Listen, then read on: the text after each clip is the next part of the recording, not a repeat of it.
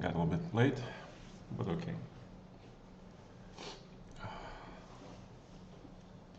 Let's see what's going on.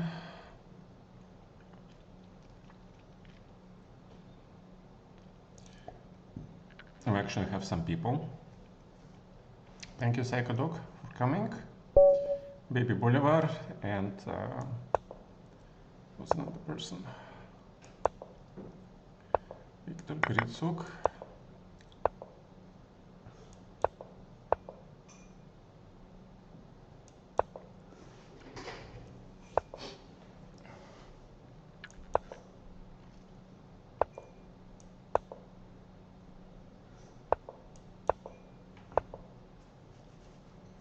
Yeah, but this is pretty passive way of playing.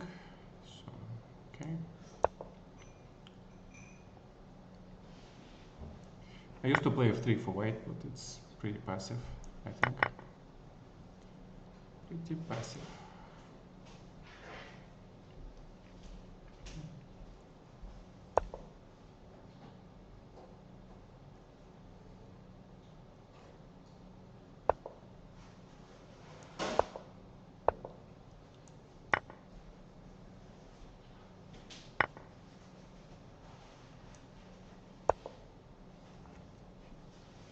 Need to put the bishop and get rid of this very strong knight. That's fine. Does he want to go into that game maybe? C4. I can play this first.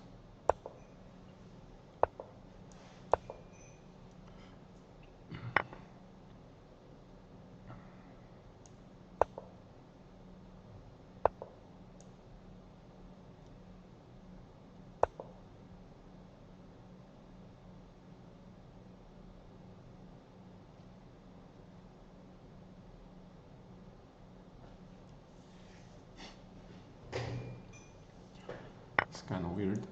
Has to give me the queen, yeah. What is this position?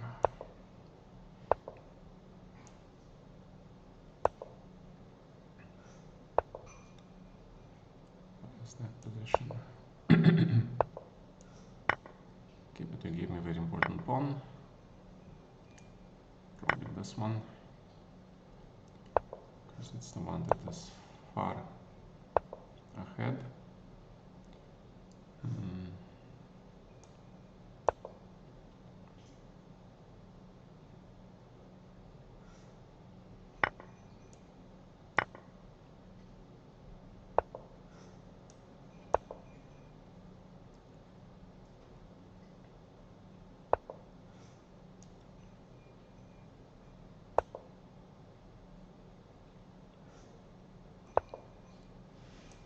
Probably need to put this guy here. Thank you for the rook. Hey, Mr. Falcon, what's up?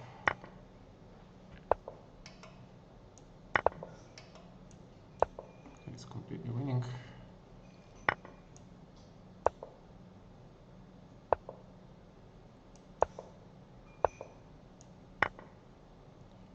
Mate.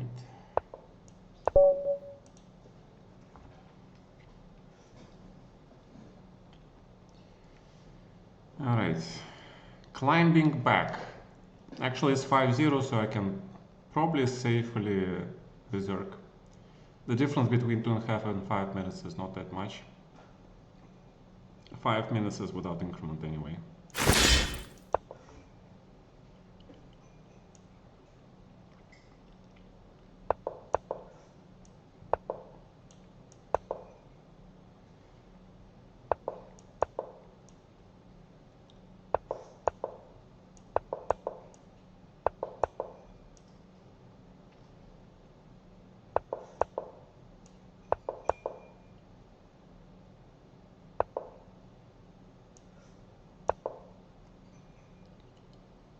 Let's confuse him.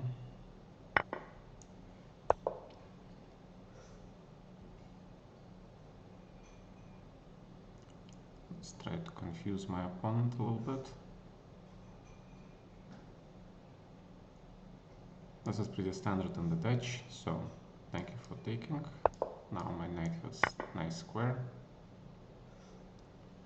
Very nice square.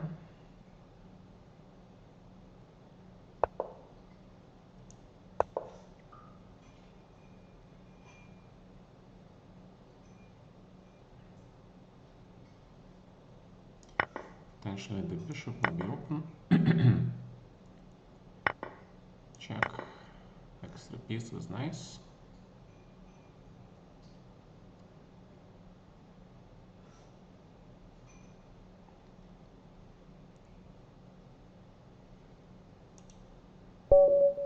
Hey Arsenal, what's up?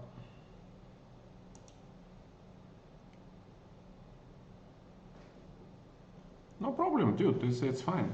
Don't worry about it.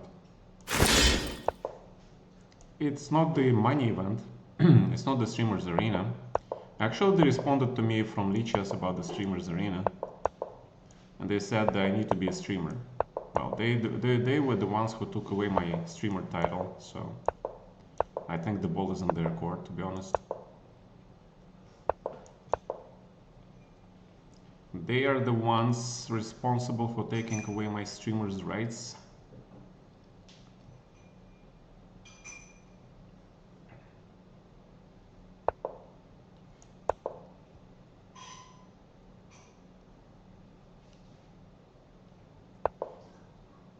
I would still play this, yeah.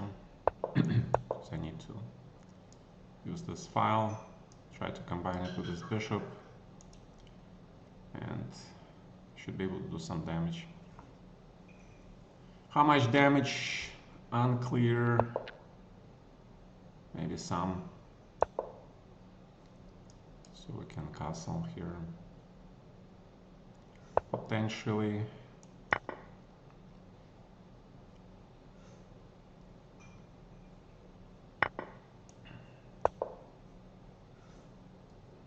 Yeah, maybe Queen G4 was too much, yeah. I didn't think he would play this, but okay, he did. Smart man. Why can't take this?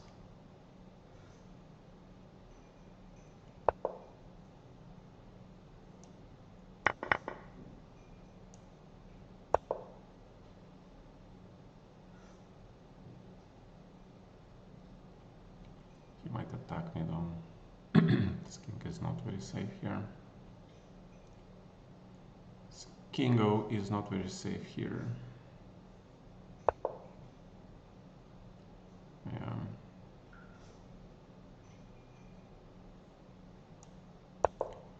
Probably good time to play something like this. Force things. Force the matters. Open my pieces. Get some squares. Let's not plunder the mates. Trade is okay.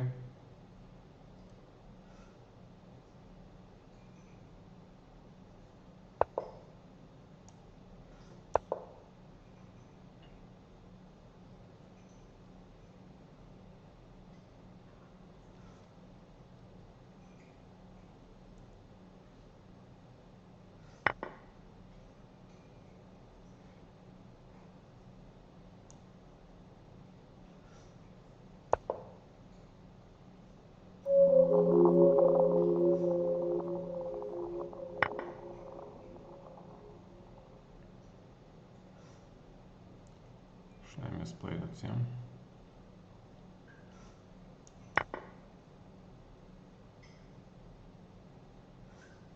Okay, I misplayed it. The last few moves this guy played some crazy strong chess, yeah?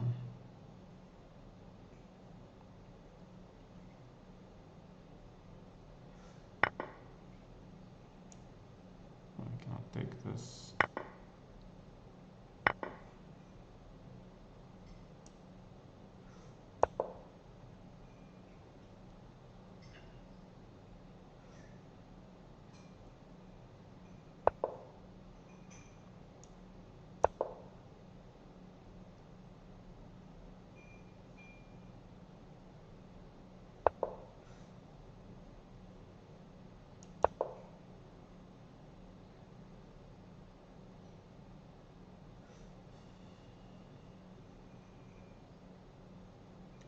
Okay, but now he's completely lost, obviously.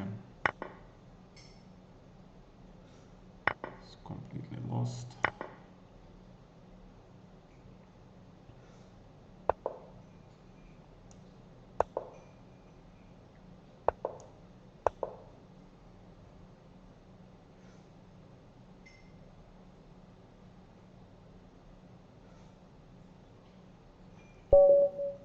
Okay. Blundered. Hey, guys, come, play, still. Hi Pavel, thanks for coming. And we have Arena Laz Mandreg playing this event and previous event. Thank you for coming. HGG. Alright, so we're playing the trusty Hippo.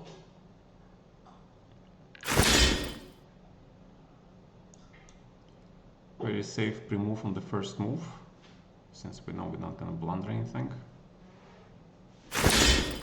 Ooh, okay. I'm not blundering anything with this move either. Okay. Tension in the center. Sounds good. Check. Can't really think here, yeah? Can't really think here too much. Gotta play some crazy and Nimzo.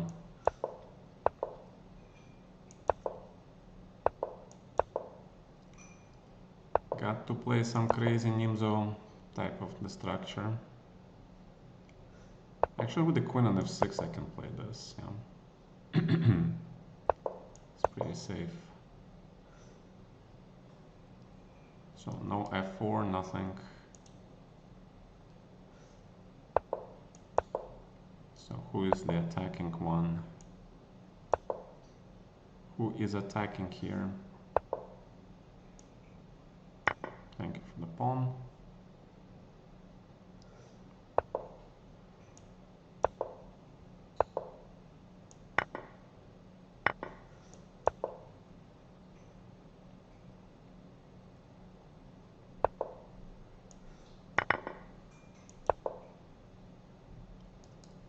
Probably this, but then my knight now can come in.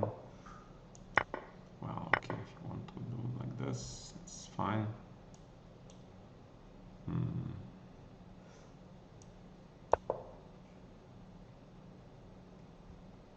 Provoking this. Oh.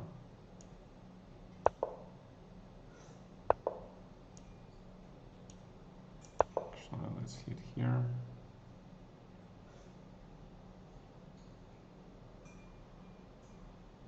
Let's hit this.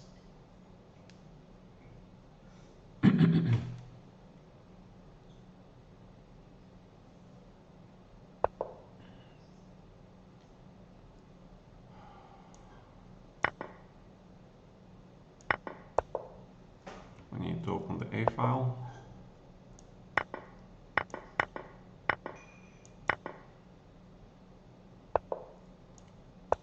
Now we're getting this pawn.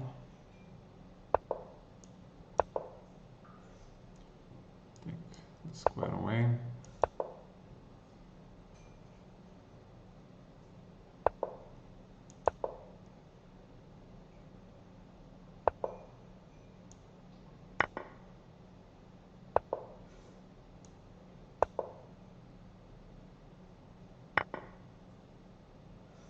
Well, I can just take it down.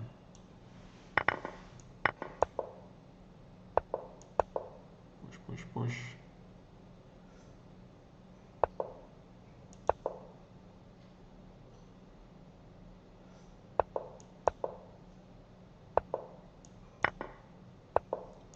Yeah, the only way he can beat me here is if he flags me here, yeah?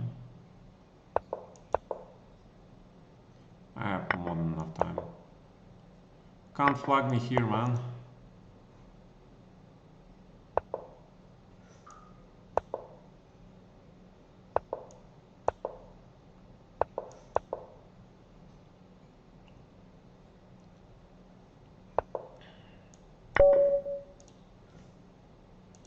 Alright.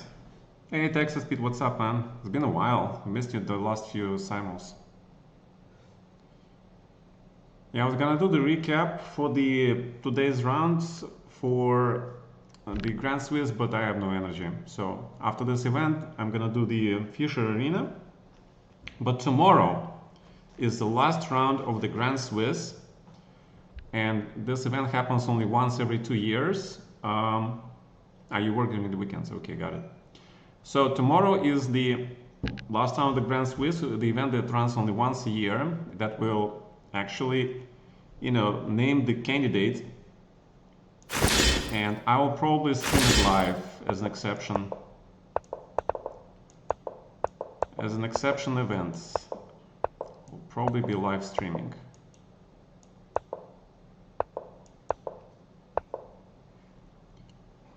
All right, can I play like this?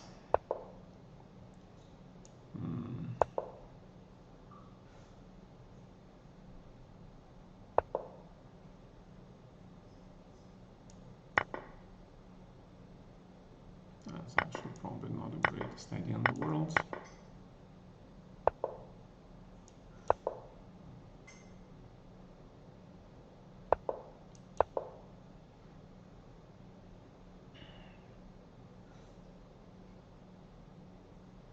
And what's more is that Hans Niemann has actually a chance to qualify for the candidates, which is incredible. Which is absolutely incredible.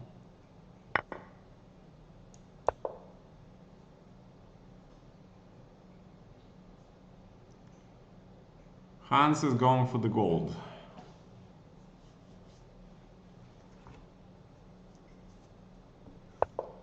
And it will be pretty sweet revenge for the guy who got ignored by the top organizers, tournament organizers in the world for a long time.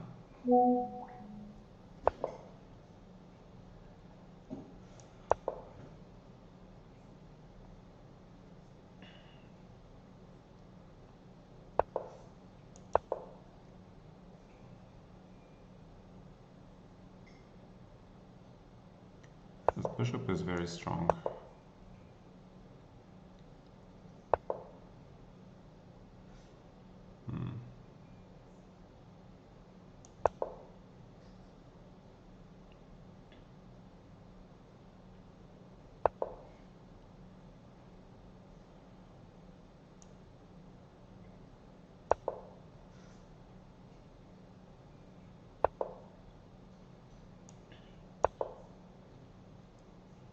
Probably not the greatest idea in the world, but okay.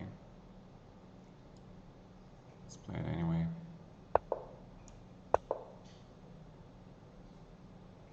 Because this is hanging pawn.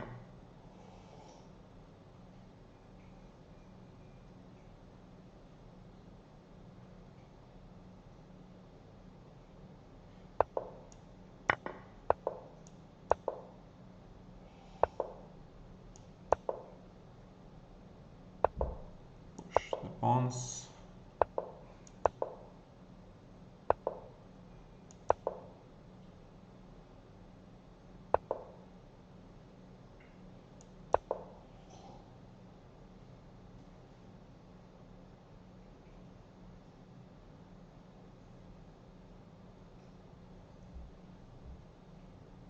Push, push, push.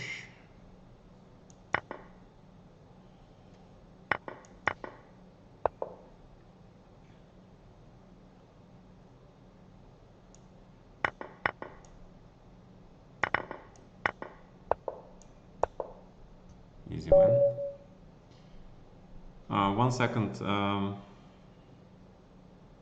What happened?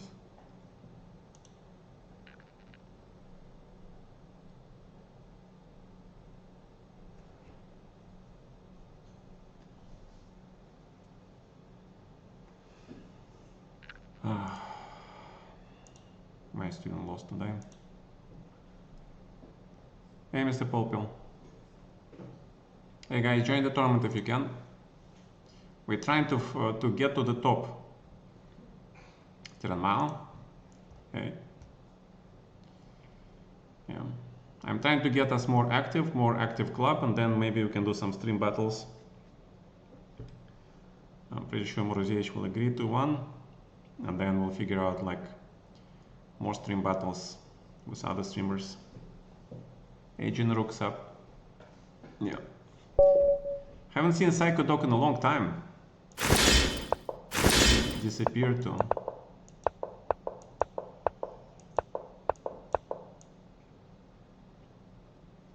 Yeah, I'm gonna play the Hippo, not the Reti. What does that sound? That sounds familiar, but I'm not quite sure what is that sound.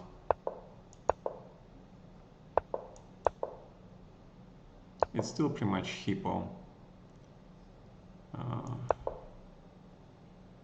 Let's go open the files.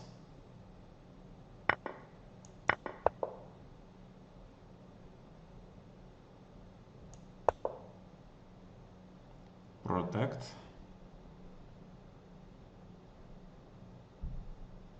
Very strong bishop. That is a very strong bishop.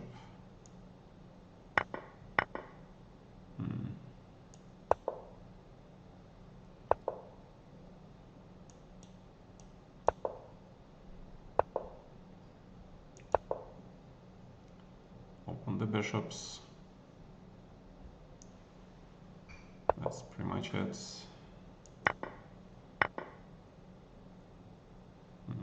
Where does the queen go? Probably here.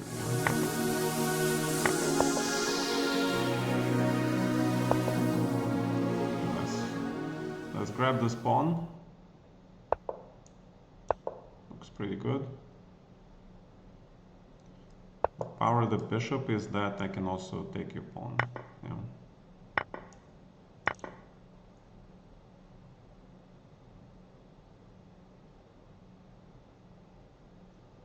Now this is one scary bishop.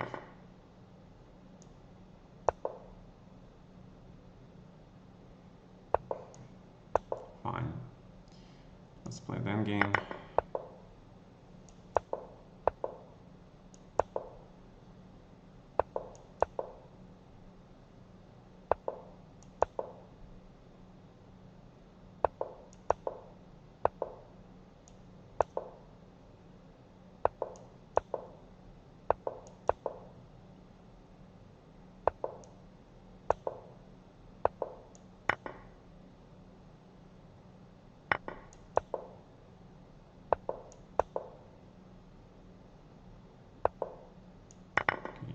Lost, obviously. What did I miss? Pavel. Okay, yeah, you get unlucky. Consider it as a practice and analyze the games. Just practice your openings, so the ones that you always wanted to try. You guys should try practice in these events. You should practice new stuff, okay? New things you always wanted to try, had no time. And when you play against 96% accuracy players, they pretty much you're playing against an ancient. You're playing against the top opponents. So practice. Or you can play Hippo like me.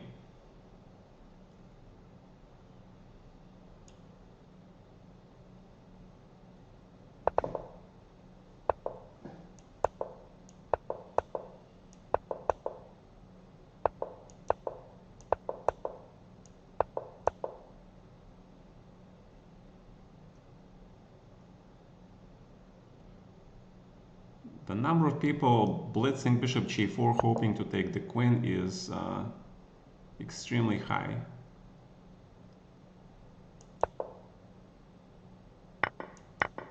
Okay, you got me. You got me. You got my king out.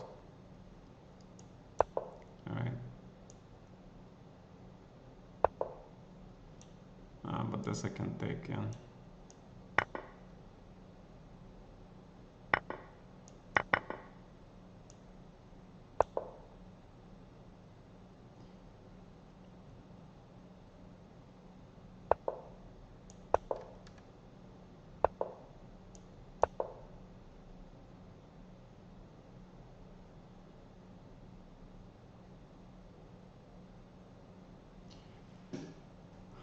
I mean, I too pretty much very likely playing against some ancients in this event, so it's cool.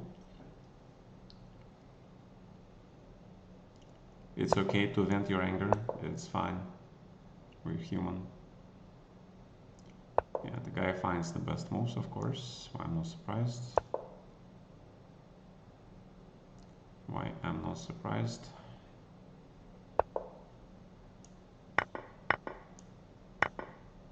Okay, but now my rook comes in, yeah. Now we are in the end game. We are in the end game, man.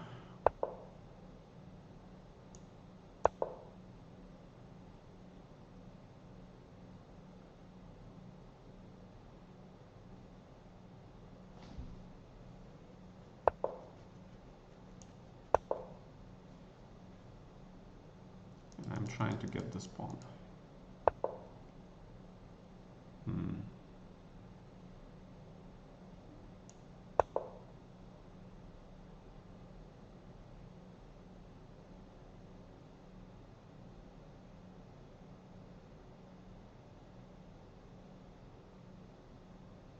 Yeah, the guy is playing really well. So this is gonna be a report, obviously. Yeah, just report people. Report cheaters.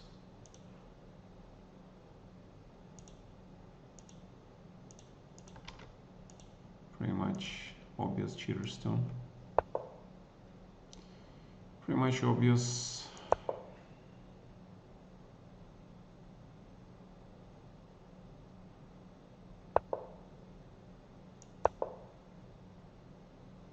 Bad move. Bad move. Okay, he didn't use it. He could have played 95. Caused me serious problems. Bishop c4 is pretty much winning on the spot. Bishop a6 is probably also very strong.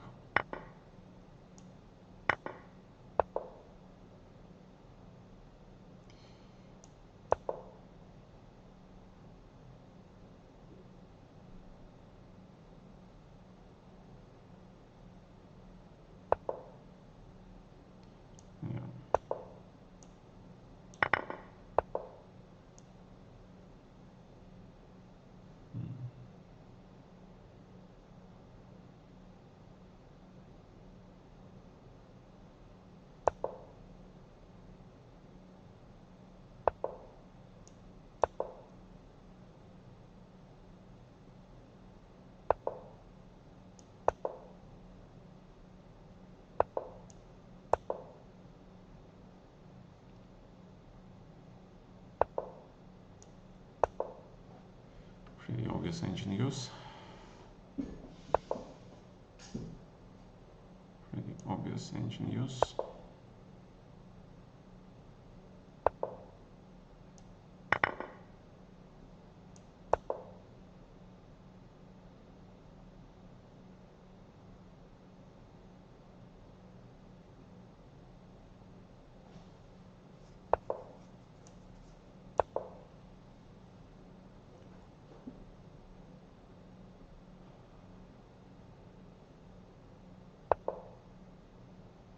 That's the right move.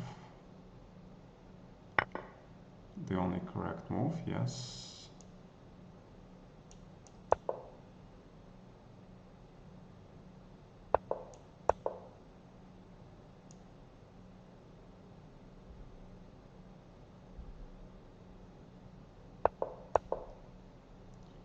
This 2000 is very funny player. He thinks it's so easy to cheat, yeah. 93.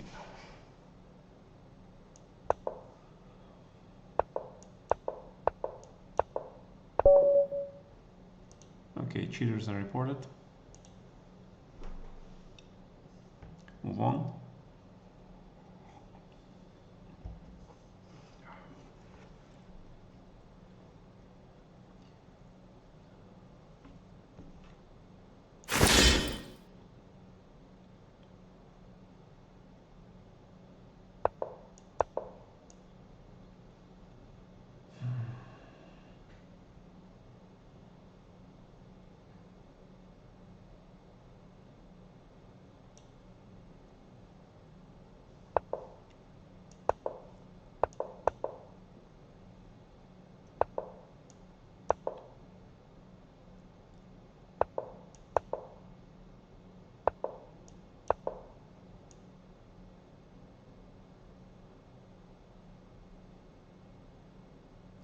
He was actually probably not so bad against the London system.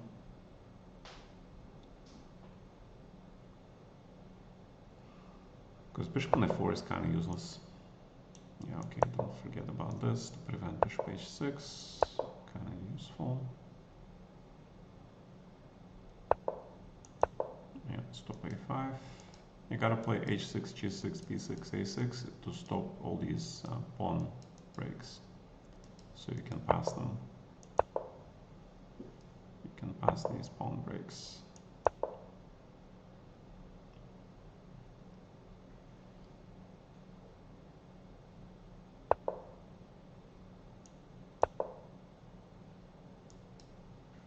Hitting things. Maybe good, maybe not, I don't know. We'll figure it out as we go. Ideally, if he plays c4, should play a5. Pretty much, yeah.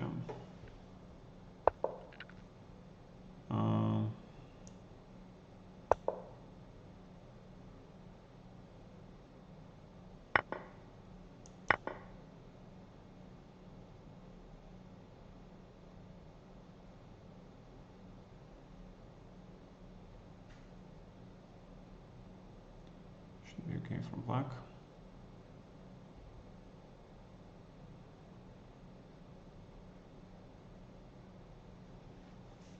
Bishop is pretty strong. Do you want to take this knight? I don't know. Normally I take it to double the pawns. I mean, structure is important, yeah. But not sure. I mean, the whole game was very sus. It was not just sus. It was like 100% cheating case, because 2,000 players, they don't play like this at all. Like never. Okay. They never play like this. I can tell you that.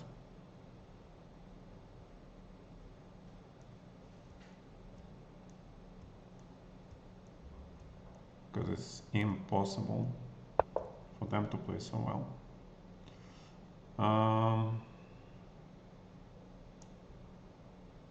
This is a good move.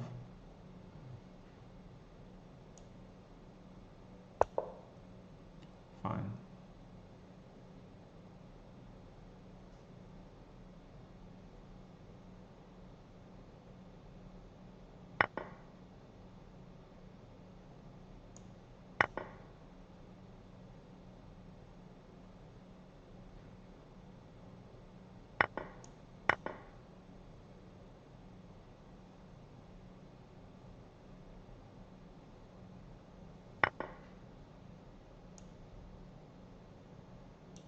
Pawn is hanging.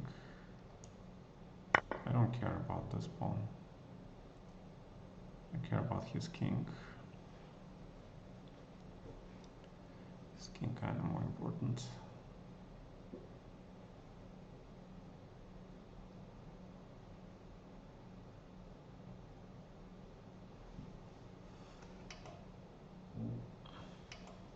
My opponent, who is 1900, offers me a draw. Do you know what that means? You guys remember what we discussed, yeah? When a low-rated opponent offers you a draw, you know what that means? It means, Grandmaster, get ready for cheating action. Or I'm gonna cheat. Accept the draw, I'm gonna cheat, yeah? Okay.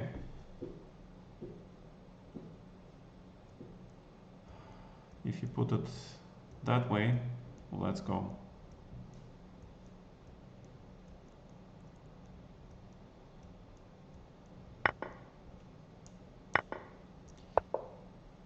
Because this pawn is gone. This pawn is also gone. I can just take this. Let's take this pawn too.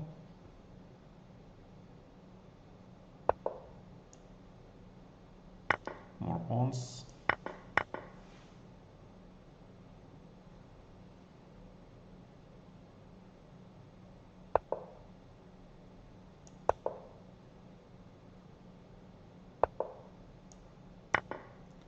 More pawns.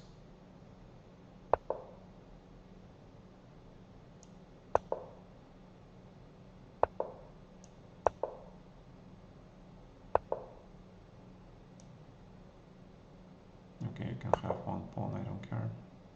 You can have one pawn.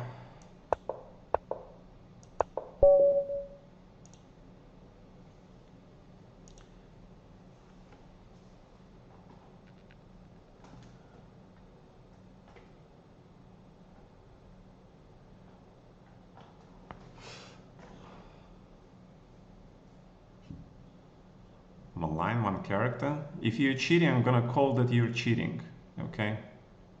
Obviously, I'm not sitting there, I cannot see, but I see your moves, and I know when somebody plays an ancient, especially if you're 2000, okay? So, whatever. Also, when you offer a draw to a grandmaster when you're a beginner player, and you're worse, that's even worse, okay? That's like spitting into the hard work I have done all those years. The offer of a draw is disgustingly insulting. You should know that. So I'm being pretty mild. I'm being pretty mild when I say that. So if you come to my channel, start to sprout nonsense, you get warning and then you get banned if you repeat this nonsense, okay?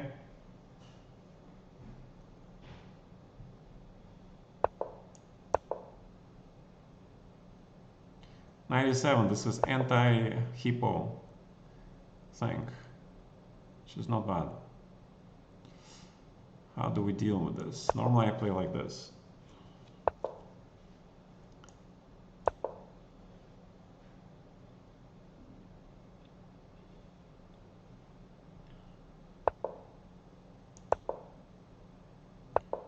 Take away the diagonal. Also could replace c4, c5.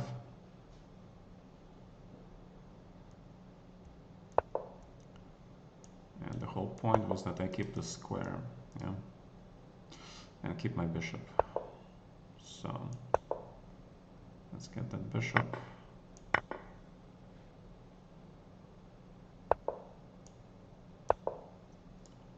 Okay, let's get this set up. Now we need to get this thing going. And then pretty much I'll be fine. So how do we do that? We need to set up some pinnings and open the bishops. Once the bishops are open, white is much better.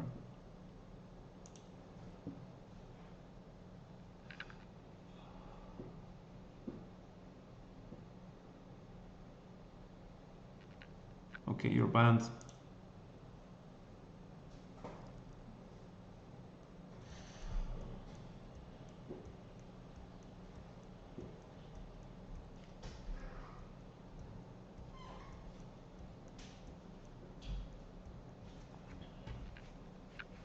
Don't waste my fucking time.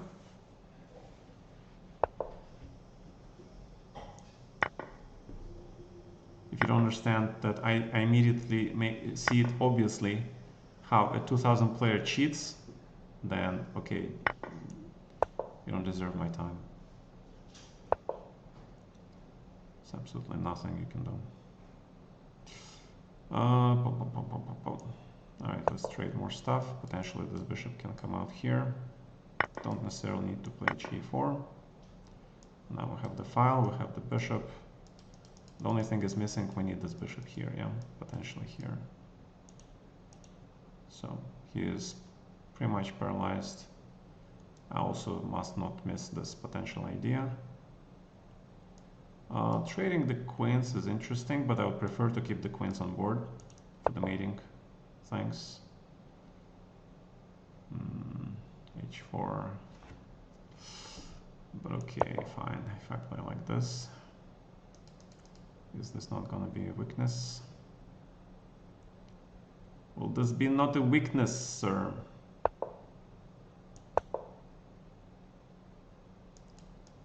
Now I'm gonna hit it. How are you gonna protect it? How are you going to protect this pawn? Okay, knight f8 or something. Yeah? Ooh, knight h4. Okay, let's first do this. You know, it's not checkers. I don't have to take your pieces immediately. If the bishop moves, trade the queen. I'll take the knight first. Check.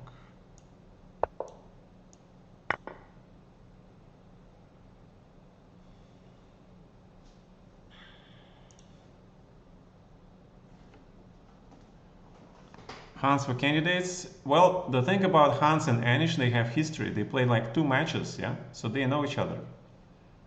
So I would say Hans already pretty much has an idea how to play versus Anish. Anish will be nervous, okay, because he knows Hans is extremely talented. And Hans can actually beat Anish, okay? So Hans can beat pretty much anybody. He studied chess for years, like every day, many hours, just like Bobby Fischer. Okay, so I believe in Hans, all right? But Geary is very strong, yeah. It depends on the opening part. It all depends on the openings these days. Not much you can do. And Geary is very good with openings. Wow, Texas is in 2nd place here. We took the Psycho Dog. Came later.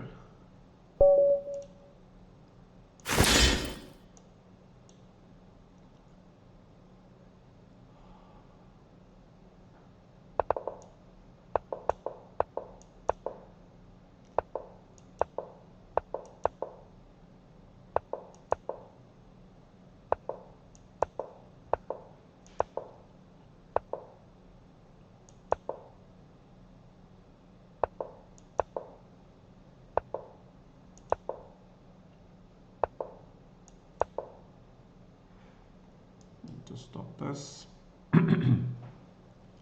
So what is this position? Yeah. The whole idea of g5, knight g6 is a delayed Alekhine, pretty much. Yeah, I kind of still need to stop this. Yeah, he was ready to play 4 because you don't want to play 5 and leave this hole. So that's one of the ways to play. So the big question: how do you play here? Good question. I don't know. No, we don't want to trade this knights. h5, knight goes. Okay, knight h5 probably.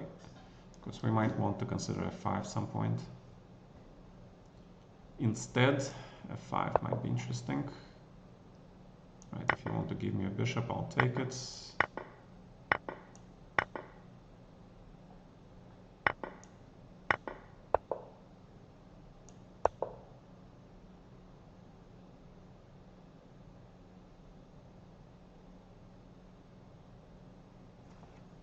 h5 probably not the most correct, but okay, it's not that bad. It's not that good either, but it's not quite that bad, yeah. Rook h7 looks funny. It's actually not bad. Ah, it is bad. Ooh, I missed it. Okay, I take with the attacking with the queen, yeah. Should have taken the bishop actually, but okay, it doesn't matter. Does not matter. Hitting this.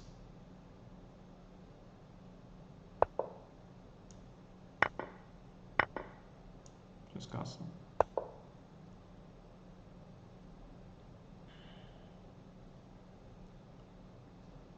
Just castle.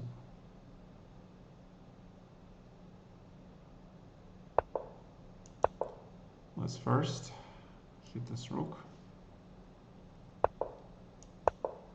Hit the queen. Now the pawns are connected. See? That was important intermediate move. Now this knight is cut off completely.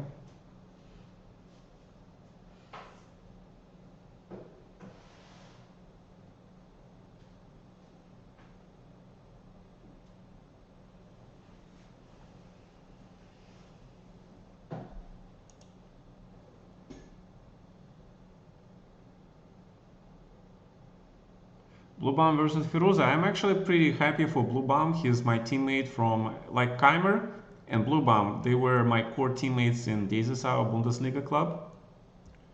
But Keimer moved up to button, but Blue Baum has played on the first board for our team. He's extremely strong.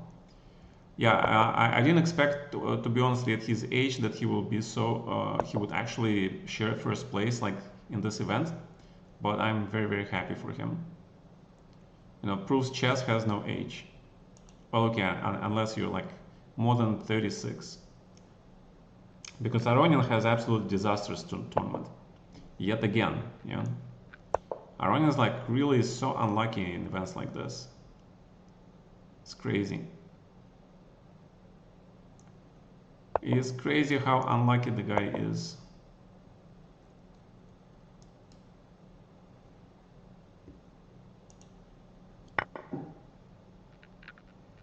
Since when did I become believer in Hans? Come on.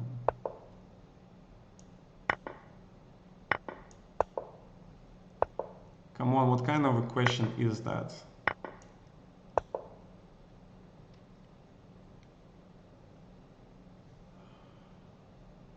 I played Hans in the Open tournament, if you don't know this, many, many years ago.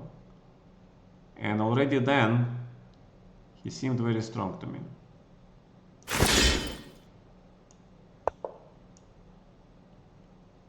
Okay.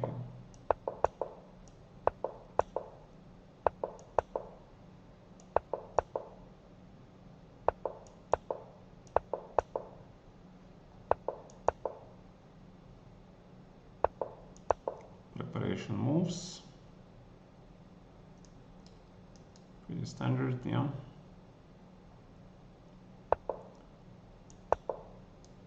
Potentially this.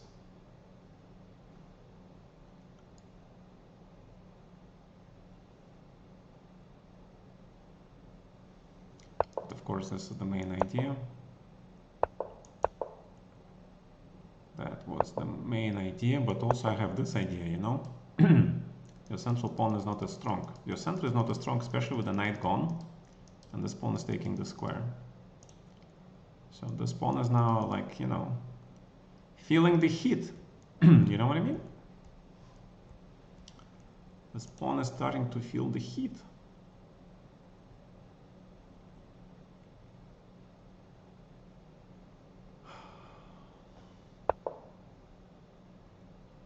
Five. Let's just grab.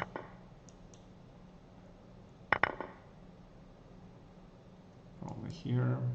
Then knights to the center. Maybe.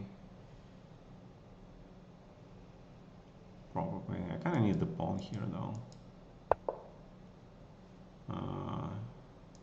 This is probably a correct move actually. This looks ridiculous. Instead, this looks strong, but with this knight here, you cannot play e4. And with the knight here, after you play e4, this knight can go here and here, okay? Which is kind of critical.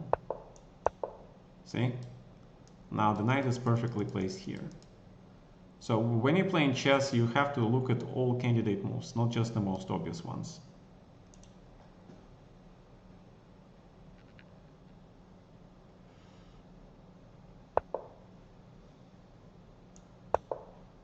Dude, you can show all class you want, but World Chess Championship cycle is the most important of them all, okay? It's the tournament. I'm pretty sure he would trade all his wins in all the classical events or rapid events for the shared first place in the Grand Swiss event. I'm pretty sure he would trade it in the blink of an eye. Okay? I mean, the difference is like so obvious. We're kind of ready for this. The king kind of needs to be here first, yeah. This knight is actually especially annoying because especially this is g5 and knight on g4 is anti-Grunfeld composition of pieces.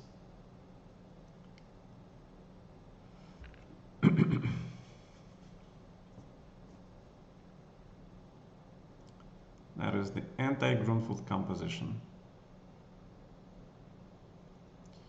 The other way for me to play this was actually the knight could go here, yeah. That's what I could have done, is also very interesting. let's grab this. And then we can move ahead, yeah, because knights are perfectly placed. And now we need to open file. Knight protects the pawn. This is the key piece, okay? Stops f3, covers the king, attacks the pawn, protects this pawn. So this is the most,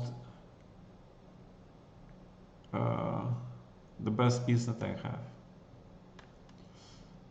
Okay, queen where, okay, maybe here.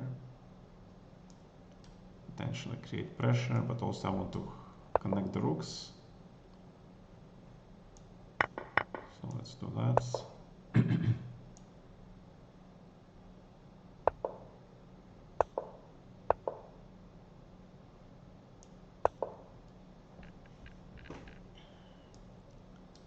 Need to infiltrate. Pawn takes is very... That gives his nice squares, yeah. That is interesting. Although the knight rook, of course you should take with the rook, yeah.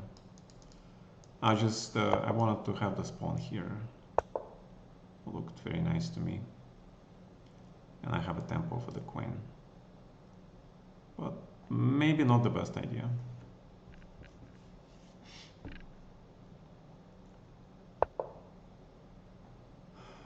Okay. Get this rook here. We need to infiltrate somehow. Okay, he is helping me. Thank you very much. He's giving me all the pawns.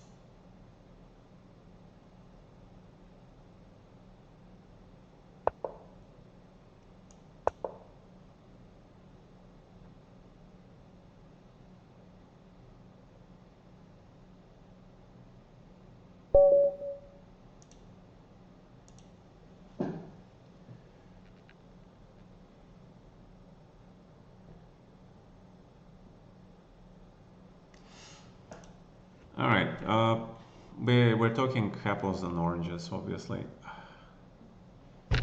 I'll let you have your opinion. You're obviously feel free to think whatever you're right. I'm telling you the opinion of a professional player who've been playing at the top for decades, and Aron has been playing almost as long as me now.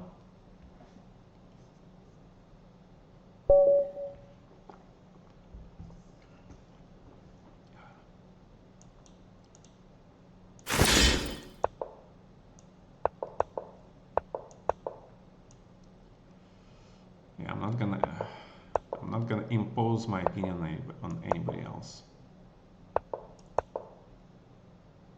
Feel free.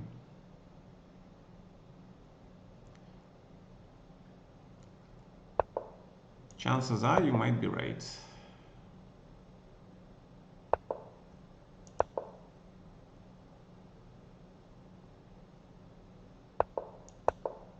Yeah, now that he castles, we're gonna try to expand here, trying to keep center closed. All right, that's the goal. Also, once the pawns moves here, your knight potentially has square here, potentially. Yeah, this is probably a good move. He intends to close the position. Also take and check, yeah.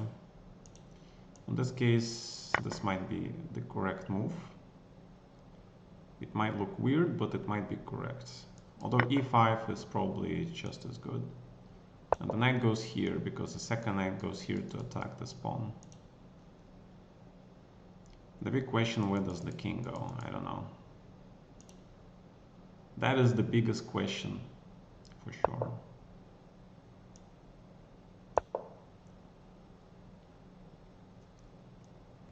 I might actually consider castling here.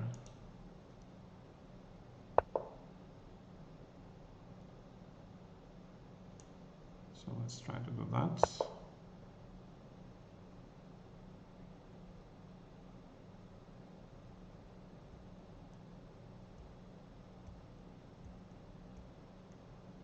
I'm actually taking a lot of risk playing like this. He has some maybe tactics here, I don't know. I would not be surprised if he has some tactics here. Would not be surprised at all.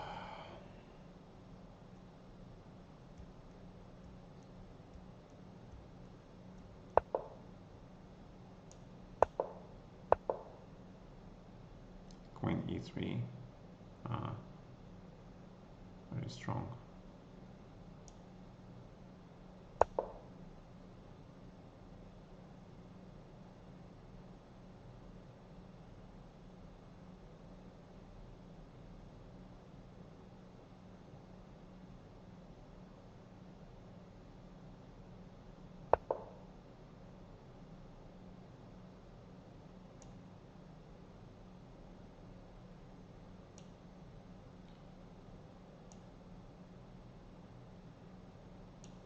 Can't castle him.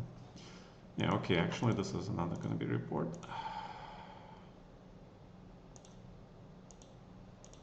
A lot of ancient bullshit. Untitled player. I'm sorry, I don't believe you. I don't believe you're good. This is horrible threat though.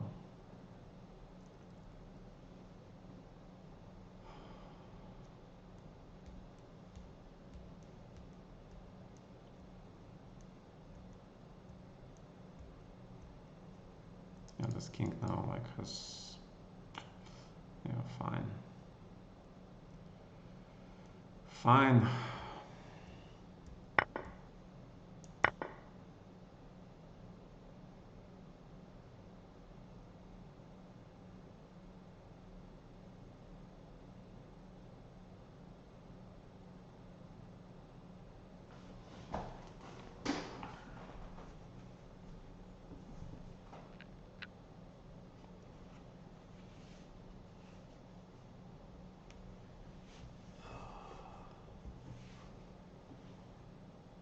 Okay.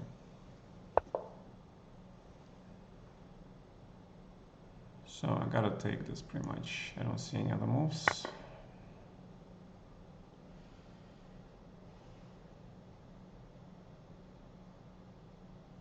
Maybe I should have taken on this knight. Does it matter? I don't know. I don't know. We'll find out.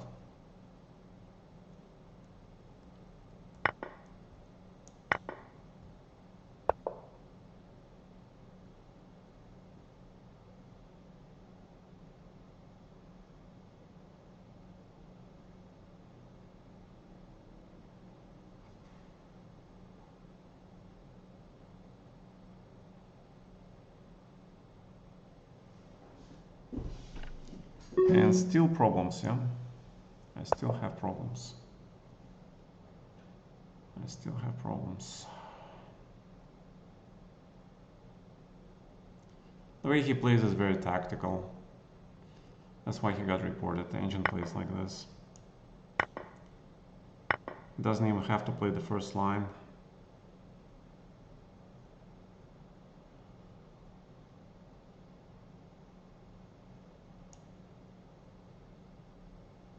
Okay, check or something.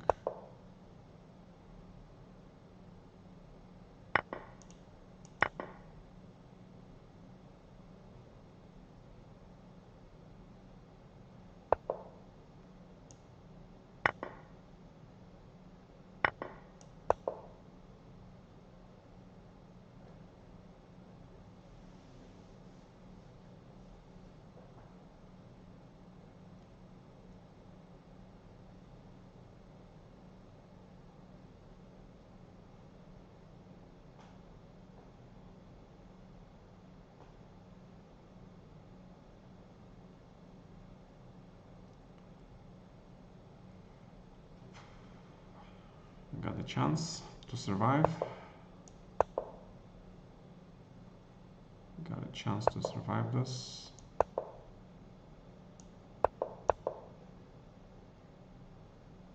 Let's not fuck it up.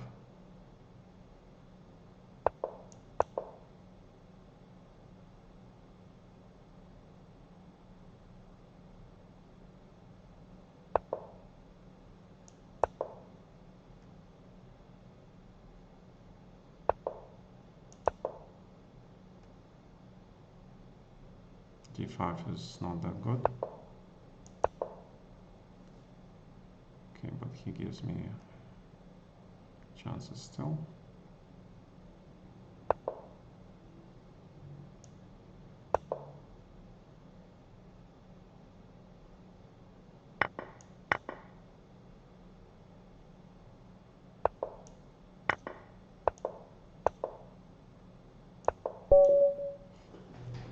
Yeah.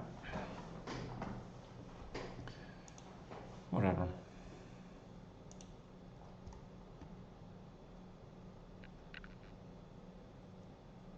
Better technology, that is correct. Correct.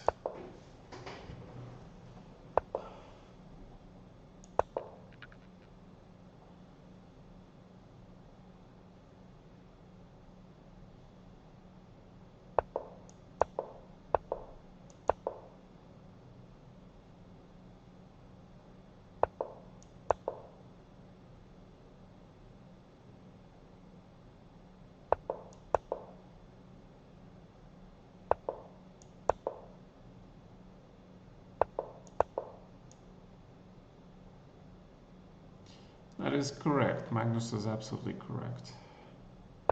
That's why Gary was winning, because he was winning a lot of games in the openings. Thanks. He was the first one who got his hands on the chess base, and etc. etc. Having chess base is a huge advantage.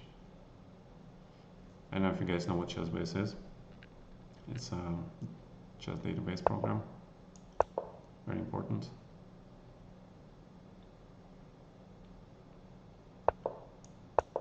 Alright, now we got the squares, so we're putting horses there.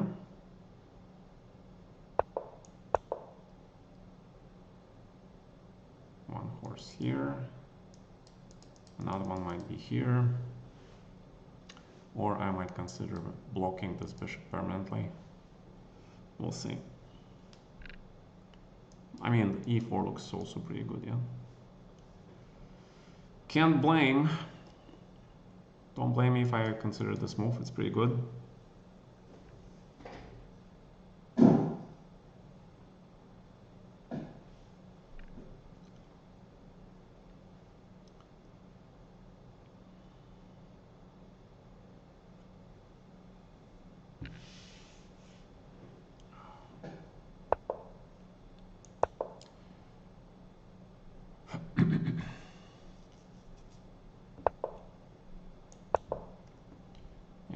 Before I take that, let's actually maybe c4 first to take the bishop. No, this bishop is kind of important, so let's grab him.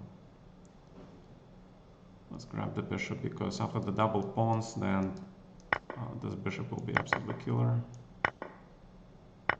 Maybe take that, I agree. I agree.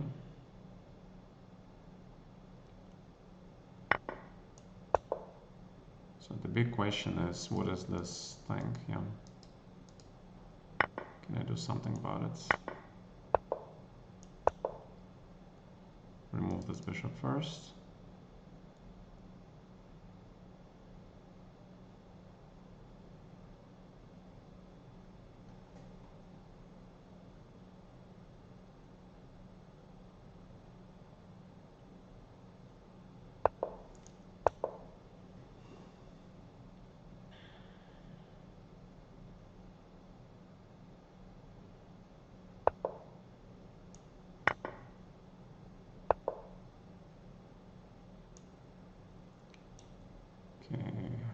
Something about the bishops here.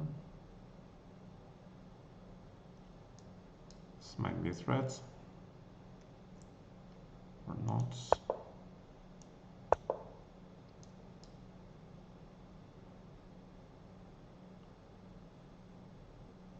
Yeah, this bishop should be here though, to be honest. That bishop should be there.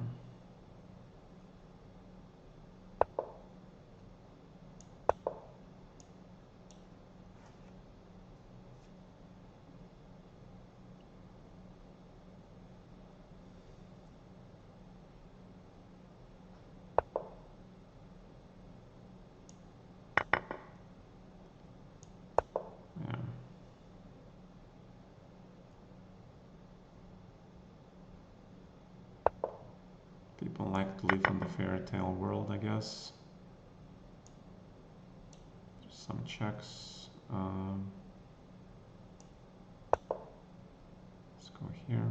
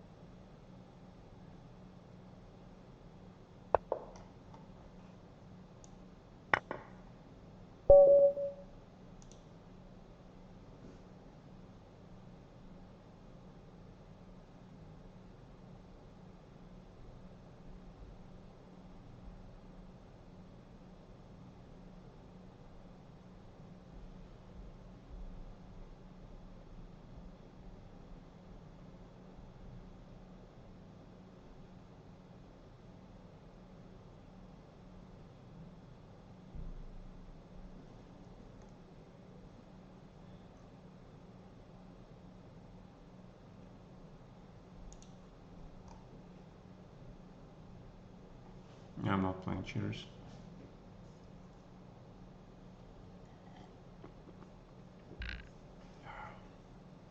He didn't cheat the whole game. Okay, I cannot say cheat, right? But he was very suspicious in some moves. So some moves he was extremely suspicious. In the end, he didn't. He played himself, and there was a huge difference when he plays himself and when he doesn't. Okay.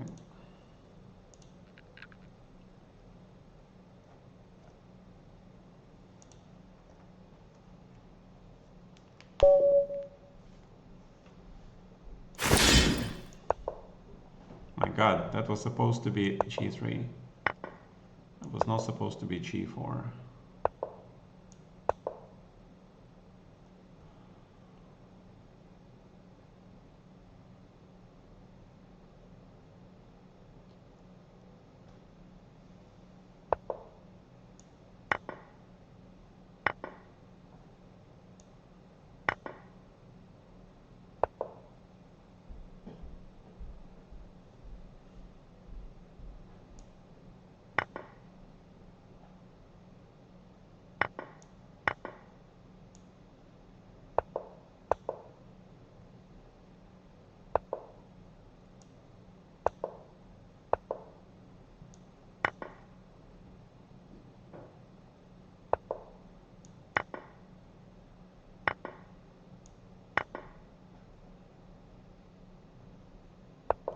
I can live with this.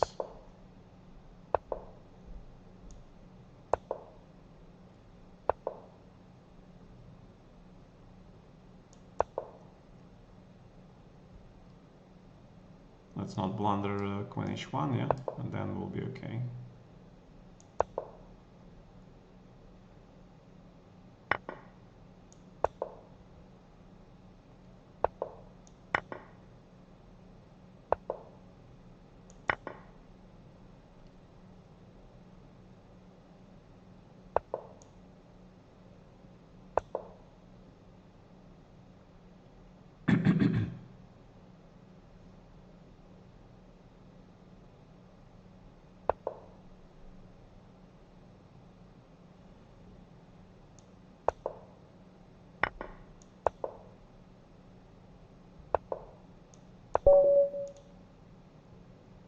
All right. In this era, everybody has same technology. Exactly. That's when he retired, pretty much. He retired in 2005, yeah? If I remember. Linares was his last tournament or something. And that was the time when pretty much everybody started to get chess-based and the weekend chess files, all the games, and the engines were getting better. And Yeah, people started to have the same quality preparation as he did. So his huge advantage would be gone. Correct.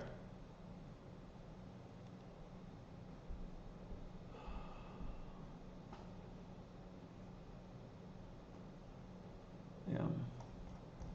Well, Mr. Tiranmao, I think we went over the game. He pretty much sacrificed 2 pieces. But I did have to find the correct defensive moves. It was a little bit scary, but I did find them. So I wouldn't call it like strategic understanding. It was more like survival under attack and then converting the material advantage. All right, gentlemen, let me get a break. I need to grab something to eat and then we're gonna do the simul. Okay, let me organize the simul first.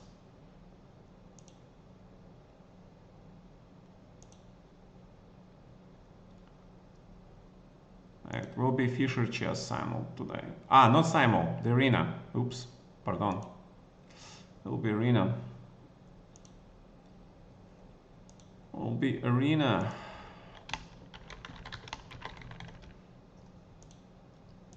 Hours. Guys, what time control do you want? Something fast? 10 minutes? 5 minutes? What do you want? Let me know. I think 5 a little bit too much, yeah? Too little.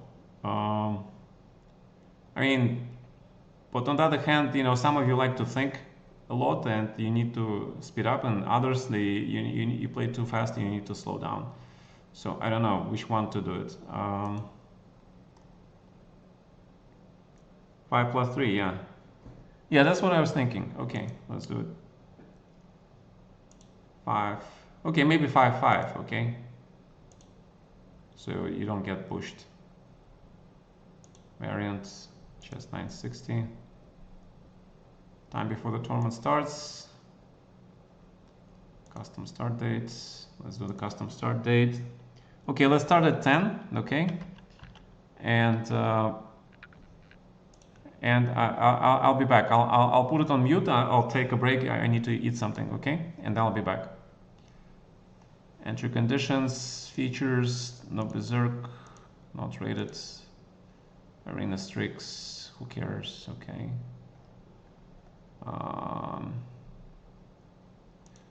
This is for my Twitch subscribers only. Subscribers only events. Right.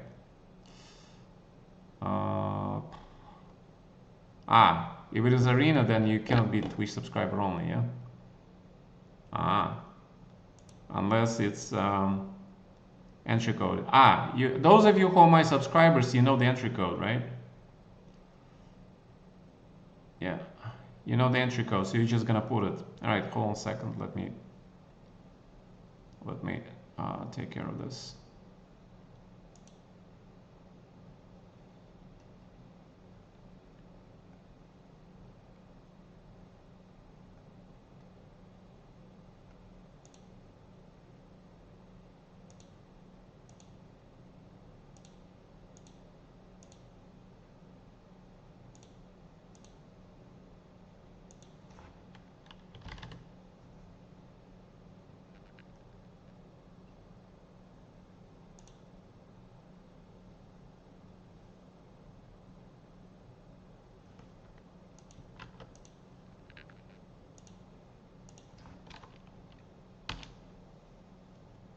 Message me on VHS and I'll tell you. Or some of the guys, the old timers, Pavel knows the code, so he can tell you, right? Or, you know, all those guys. Okay.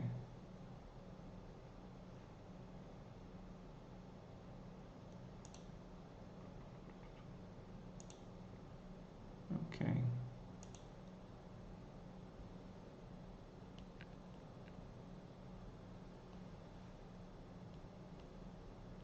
Okay, just message me there.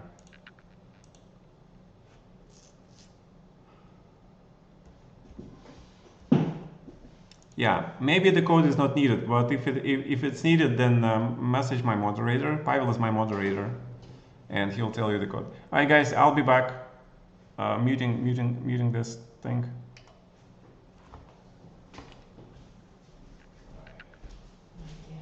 Перерывчик. Конечно. На нем. На нямочку, на нямочку. Оп. Ну, как раз на меня вылила, молодец. Я тогда перерывчик, наверное, на чайничек. Да, сделал себе чай.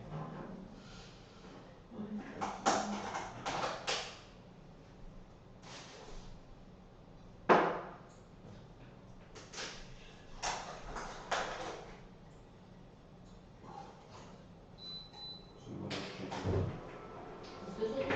Больше читер было, они поназванивались всем. Ничего. То, что я их отрепортировал прямо в Понятно. прямом эфире.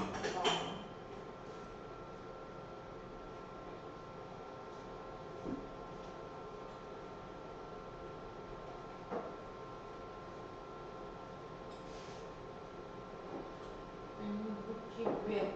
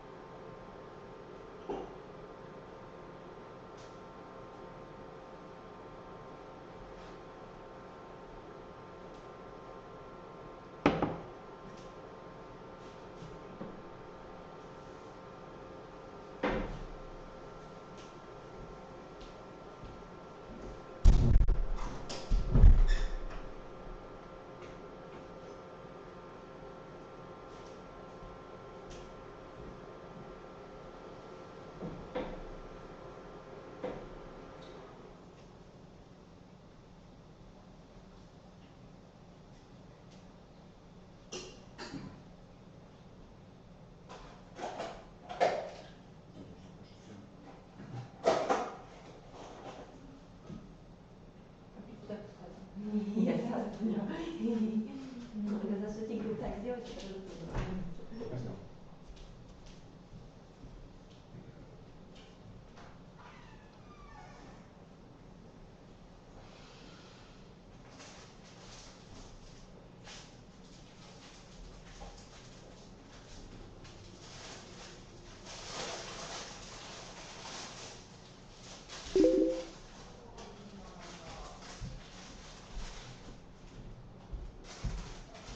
Закрываю, правильно?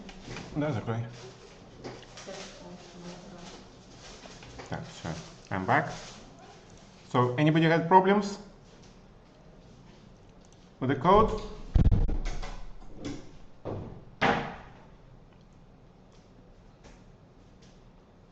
Sophistication King. Appreciate it. Okay. Yeah, it's coded, yeah, because we have this lock here. Lock sign.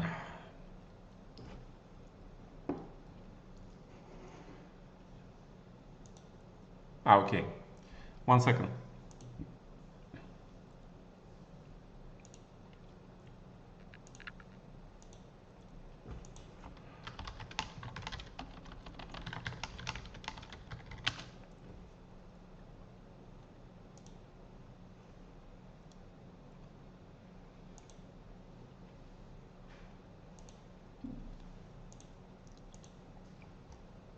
All right, I sent you a message back.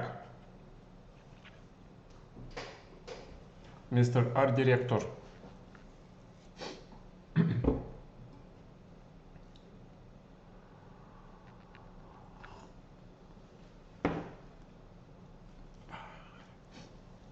right. You got it from both of us, yeah? Okay, good. All right, we have the Mark Dvoretsky quote. Emotional instability can be one of the factors giving rise to a failure by chess players in important duels. Under the influence of surging emotions, and not necessarily negative ones, we sometimes lose concentration and stop objectively evaluating the events that are taking place on the board. That is correct. But only part of it. There is also much bigger picture than just one game. There is a much bigger picture than just one game. While we're waiting, let's go over this Hans game today, which I thought was very impressive.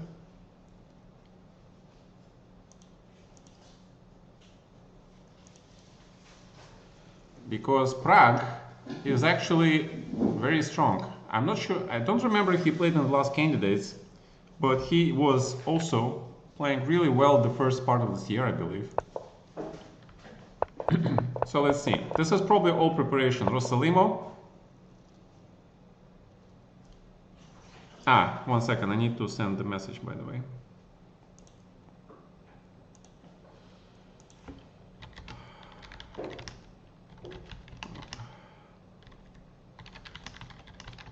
Time trouble. Critical. Components.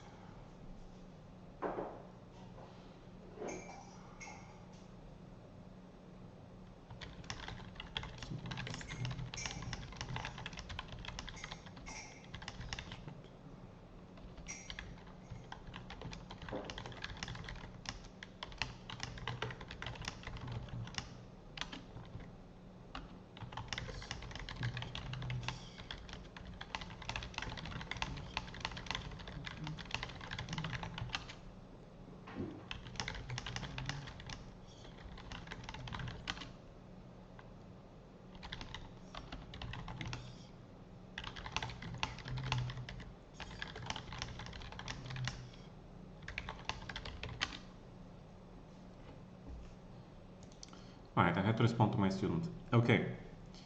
Alright, so G6, pretty famous stuff. Rook e1. Normally Fabiano takes on C6 and plays Rook e1, but okay, Rook e1 is now apparently new thing. And e5 is, yeah, I think Prague actually plays this line with white, okay? And he plays like e5, take this pawn, and then some complicated battles. But for some reason he played knight d4 here, and it's just a little bit better for white, because white is getting ready to get the center. This pawn chain is known to be not so great. I'm actually surprised about this. It should be like a6 and d6, okay? So e6 is not the best. Yeah, I'm also not sure why he would just not take this pawn. Pretty sure this was a little bit better for white, but okay, nothing absolutely critical. And then you fianchetto both bishops. Yes, black is a little bit worse, but white's pieces are a little bit passive, okay? So to me that was kind of very strange, because now white keeps the pawn and doesn't give it, yeah? And black has to be like pretty precise now to get compensation. It's double pawn, but it's kind of central pawn. Yes, simple looking position, but it's still a pawn, and it's kind of relevant. Especially white puts the piece here on the squares it protects, and then you can easily undouble it, okay? So it's kind of weird. Queen e2, yeah, I was very surprised about queen f6. Like, this is so natural, yeah? He was probably afraid of this. So the big question is what went wrong here, yeah? So that is the question we have to ask. What went wrong in this calculation line? Because something must have gone wrong here. This, bishop d7. And this is a very strong combo. Bishop g5 runs into this, always. So queen f6 was very logical. Bishop d7 is a little bit passive. Okay, here.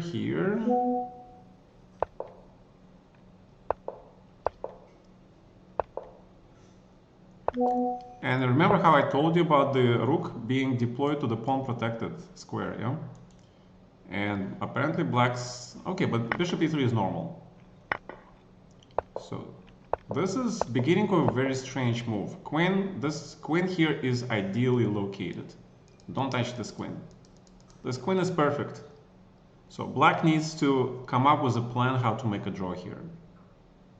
It's not easy, yeah? Because this extra pawn suddenly is being felt. Protects the rook. Also pawn takes here, and then we have a rhomboid. Half rhomboid. So things are not that simple. Arsenal, you remember the code, no? Okay, we have 20 seconds starting.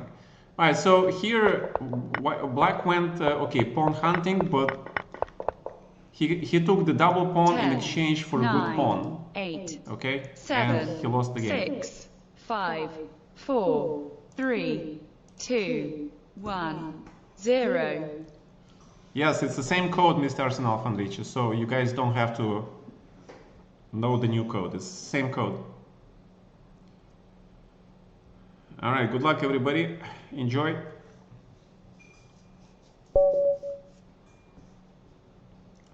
Oof, what a beautiful position.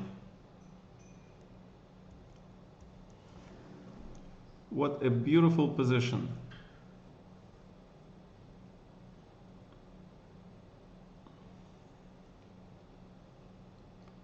The king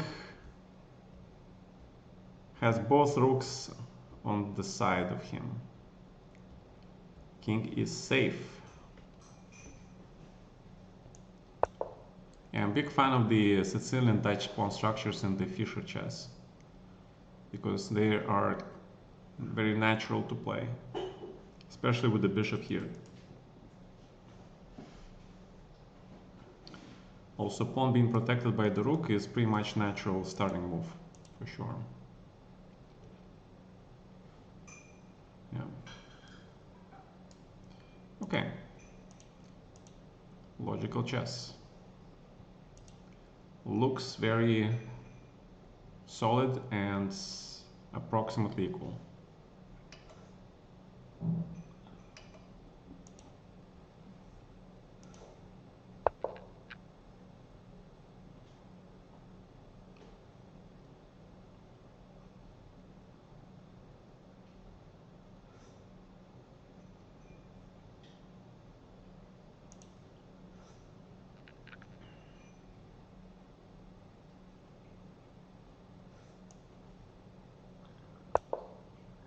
Okay, g6 should be played. The bishop should be opened. I'm not sure why I played knight c3. What is your plan? What is your plan? For a second I thought it was gonna be knight d5 or something, yeah.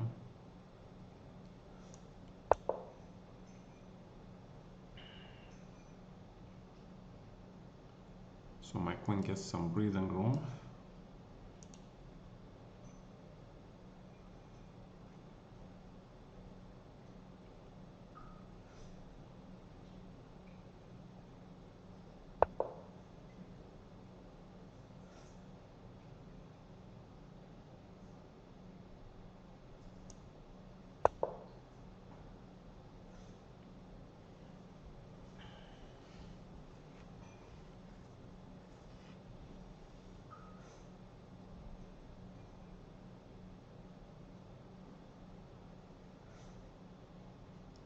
You know, I don't know. Like, where does this knight go to? Yeah, that was the biggest problem. Where to put these knights? E6, C6, D7. So many possibilities.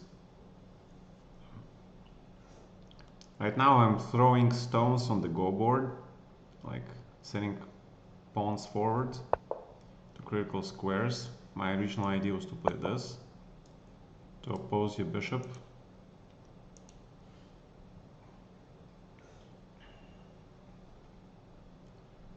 But I'm not so sure now.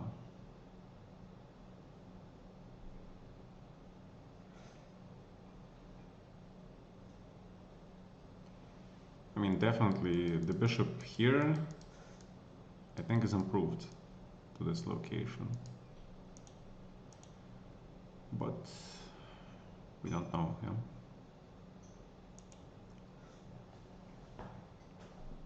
Knight c6 also looked logical.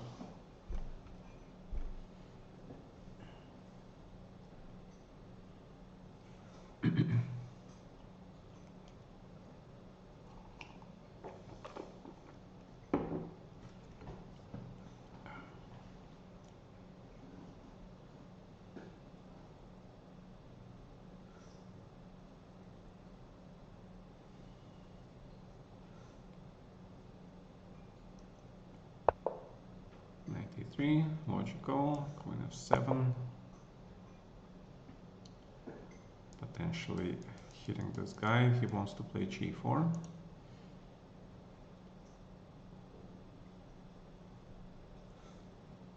So the big question, where do the kings go? That's a pretty serious question.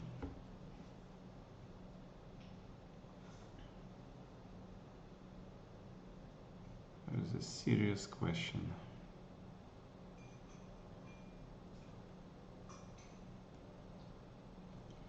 I'm still not sure if it was knight on c6 or bishop on c6. Now that is the thing that needs to be analyzed later.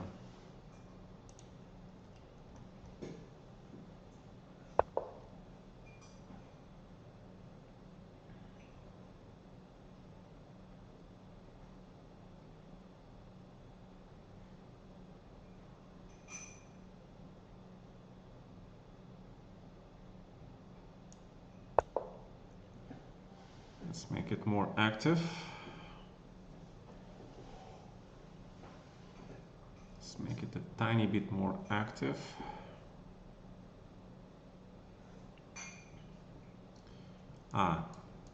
Maybe the knight should be, yeah. That's what I want. I actually wanted to keep this knight on d7 so he can go to f6 and hit this thing. And then I forgot my own idea. Ah, damn.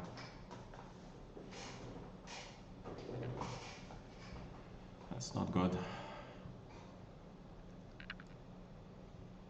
It's not good.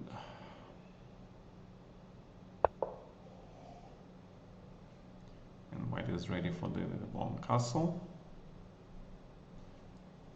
Okay, so let's put the knight here. Active Spielen.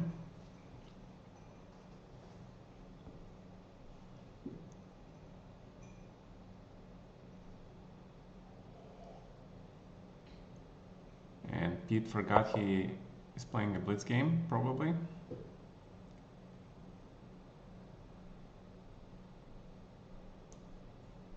Alright, let's push.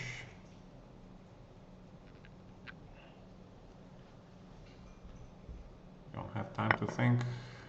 Intuition.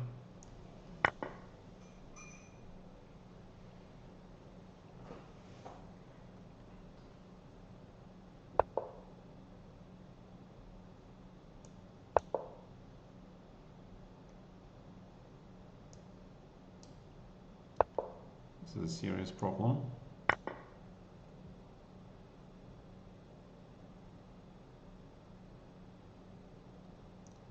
Which is why you pretty much always play king b1. Just, you know, to protect everything.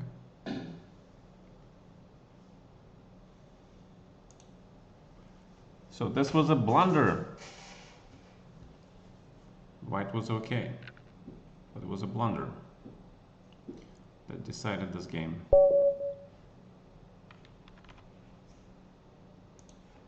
Just out of curiosity, what is this position? See, white has a big advantage. a4 is actually very logical to stop b5, okay? White has advantage.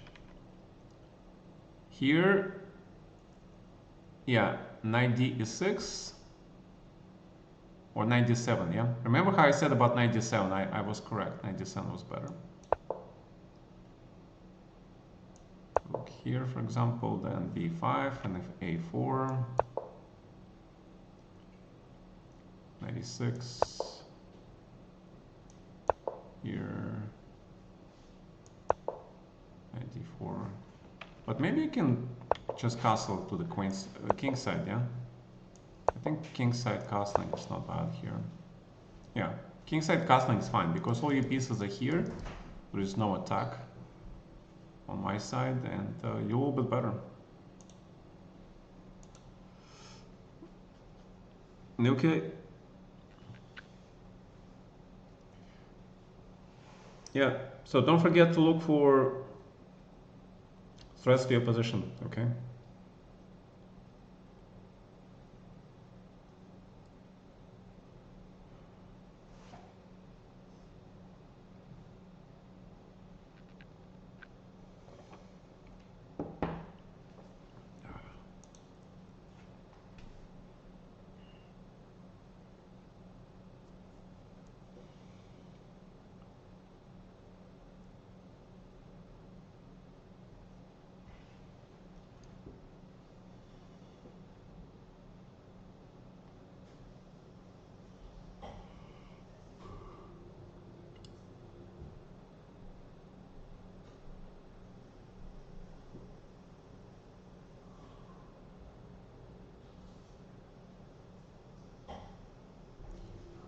People are probably playing. Wow. What a position.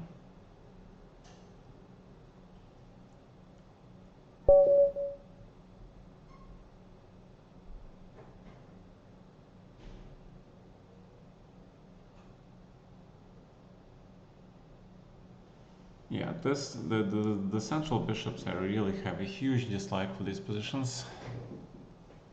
Okay, normally when you have rook like this, it's b4, knight b3, pretty much automatically. Gaining space, gaining the knight out, pawn protected by the rook.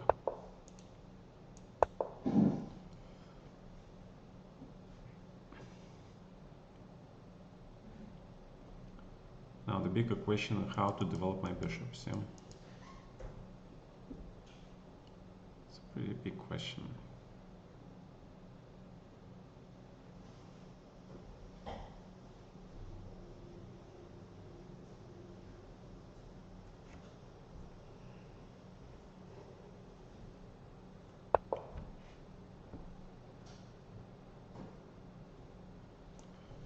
Win a tempo,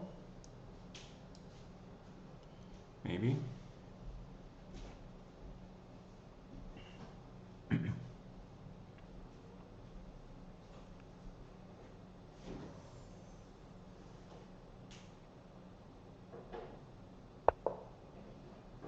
Whoa, he's not afraid. Okay, I'll take the pawn. Then I'll take the pawn.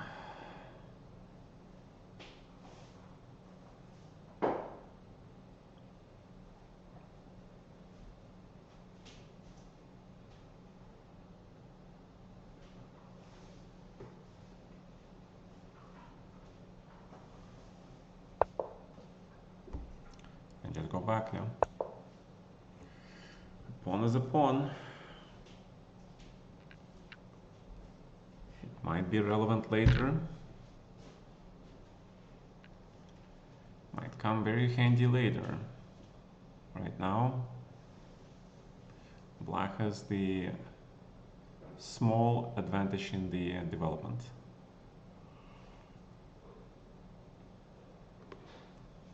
Because my queen is pretty awkward now. So I need to consolidate and then convert my extra pawn.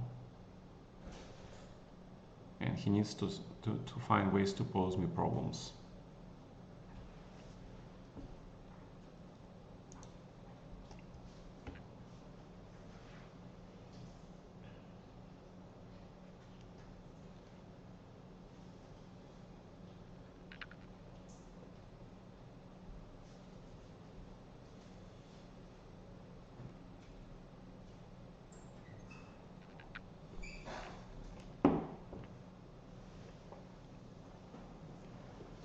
So tomorrow will be a pretty tough day.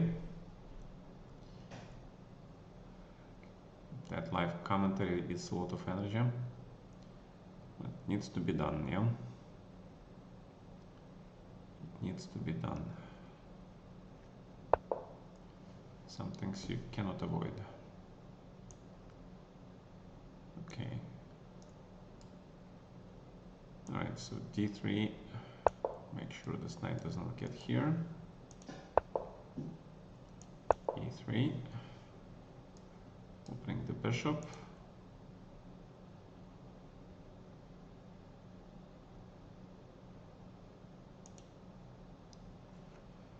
So now the question,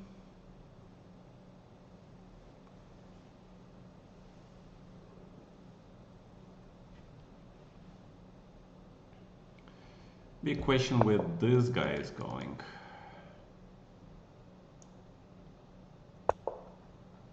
We need to develop. The bishops will probably get developed last, because I'm still not sure where they're going.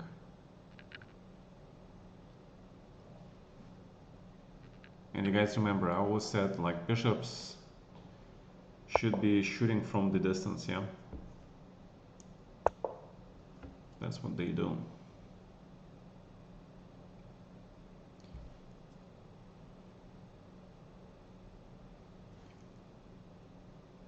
So, Fischer blitz is not easy, yeah? It's much harder than classical time control, which makes sense.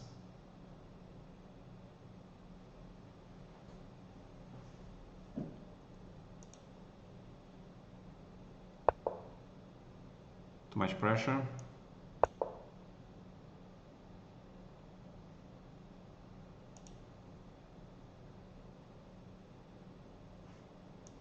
Well,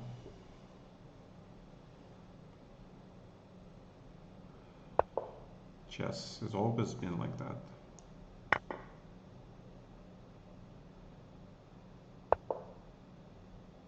Why don't take the rook?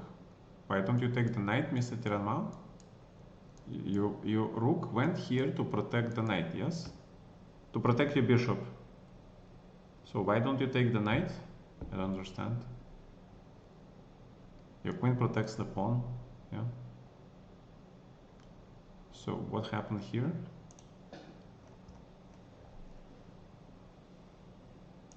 Okay, I'll give you a chance to take that knight, because you could have taken it on previous move.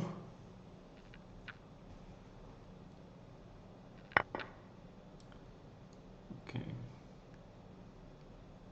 All right, now what? Yeah, now what? Okay, push the pawn majority. If you have pawn majority, start pushing it.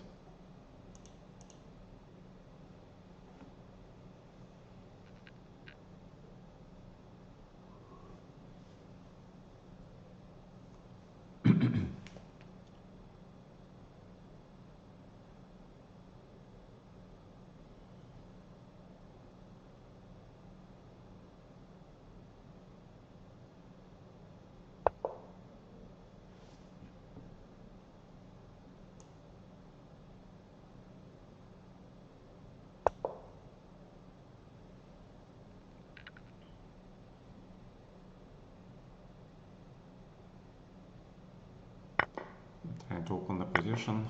Let's see if it works. Maybe it's not such a hot idea.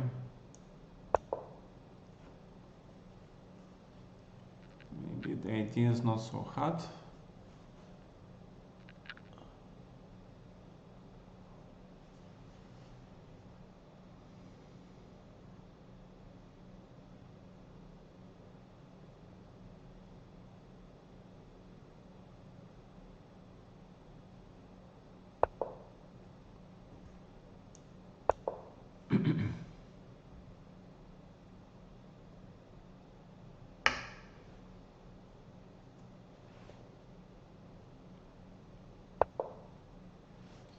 Okay, you're giving me pawns. Okay, you're running out of time, yeah? So the question was, you needed to find squares for your pieces without giving up material.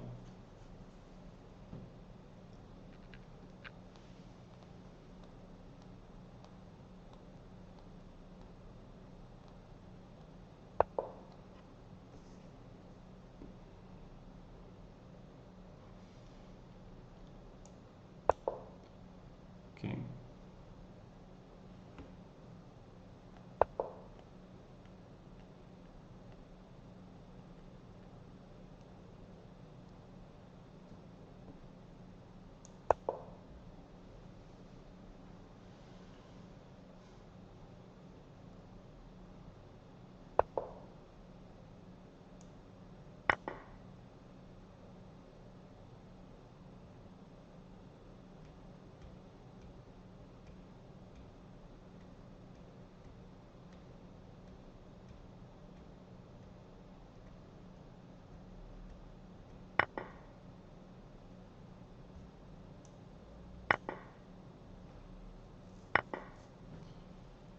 Give me a lot of material. Why? Why I am so lucky?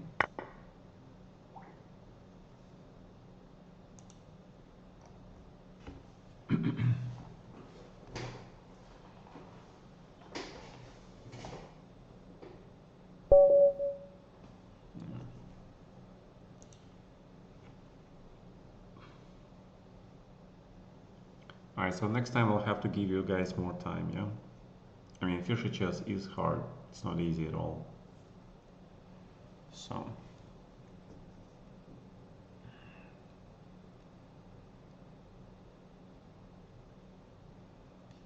Mr. R Director is suddenly in the first place. Position so messed up, yes. And out of that mess you need to create beautiful product, yeah? So that's what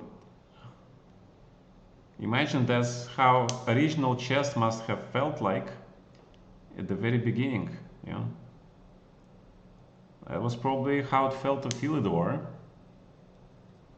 or to Morphy, and to others, before engines and opening theory killed it pretty much.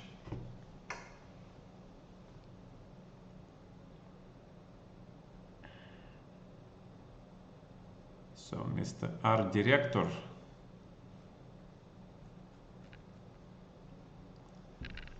Yeah, the bishops are amazing. In this 5 minutes per move, yeah, I get that, yes. So next time we'll do more, we'll give you guys more time. For sure. Yeah, I need to open the bishop too. I agree.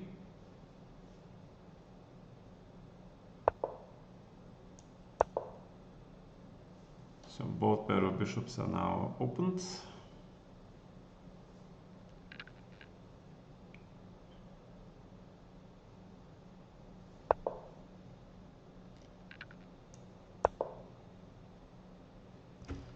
But we're gonna go now full attack mode.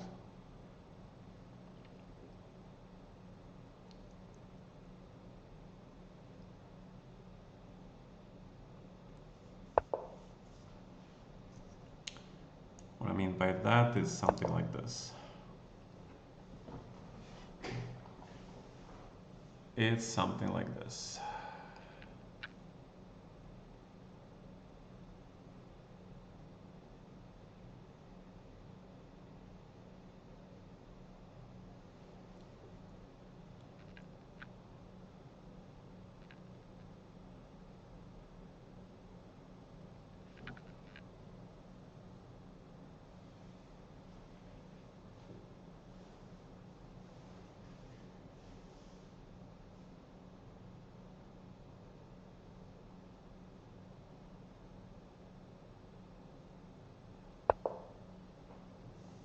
Rook g1 is very strange. It's a very strange move, but okay. Prevent the counter.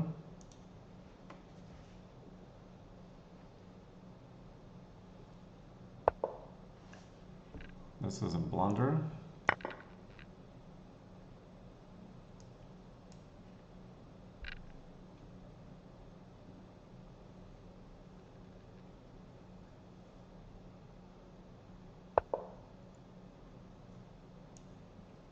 You're just giving me everything, yeah? Thank you.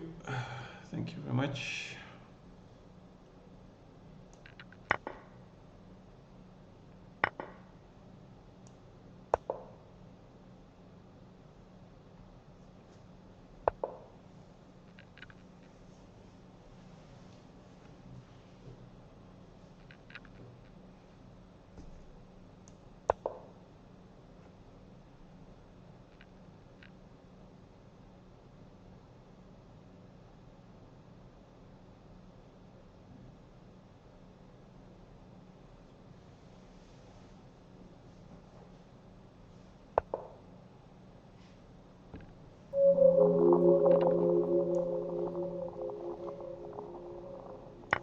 Yeah, can trade it, it's fine.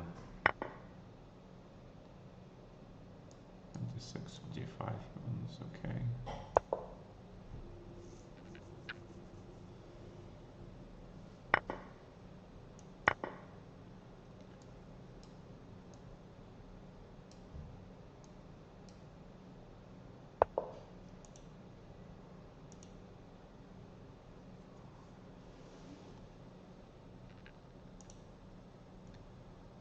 Okay, so there are no direct threats. Bishop g7 is probably not a real threat,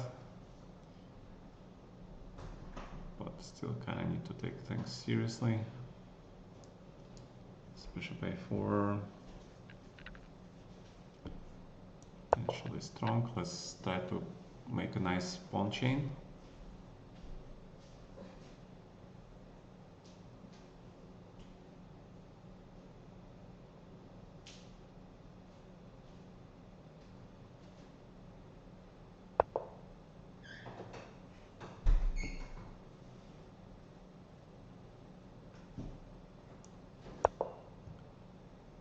It's okay. This is worthy cause.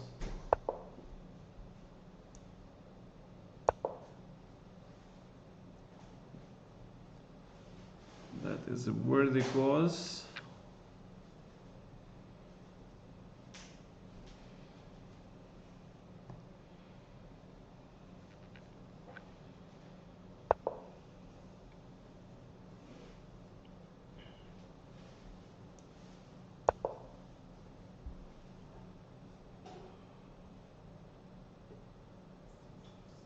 If we can lock this bishop out, that would be great news for black.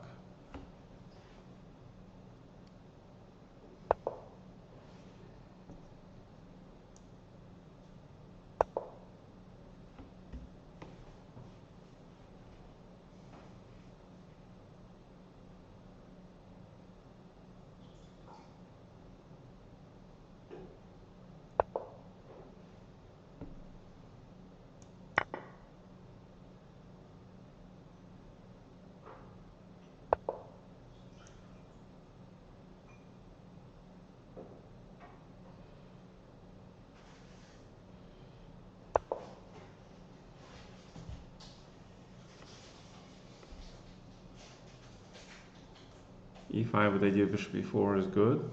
I like it. Close my bishop, centralize your bishop with a nice square. Now it's nice bishop, no doubt. Okay, good.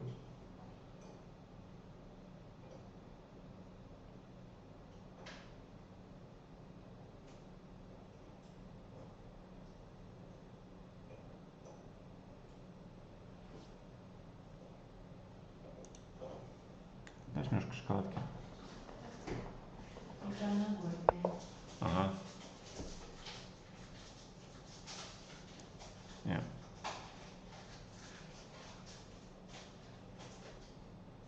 My king is kind of bad, yeah.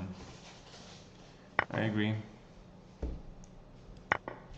But should be able to survive anyway. Спасибо, Слушка.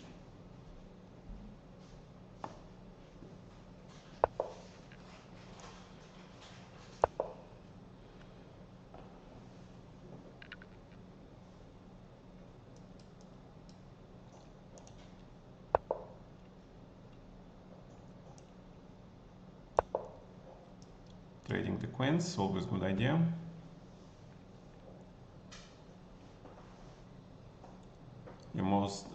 Your opponent's most dangerous piece.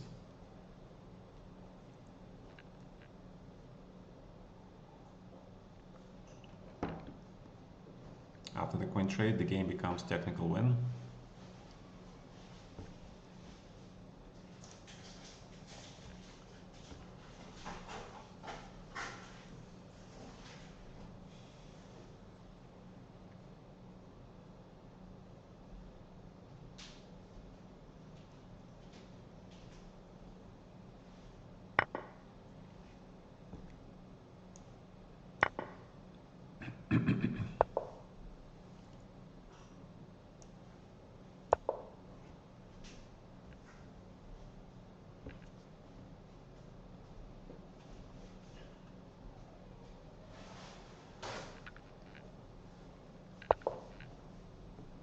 Take this pawn.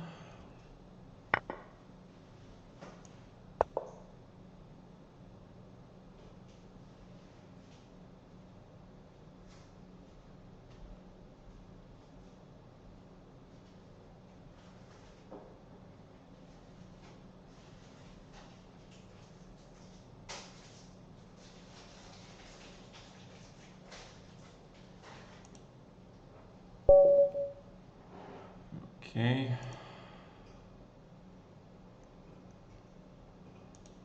So this position, knight f4 is actually okay, but d5, apparently black is much better.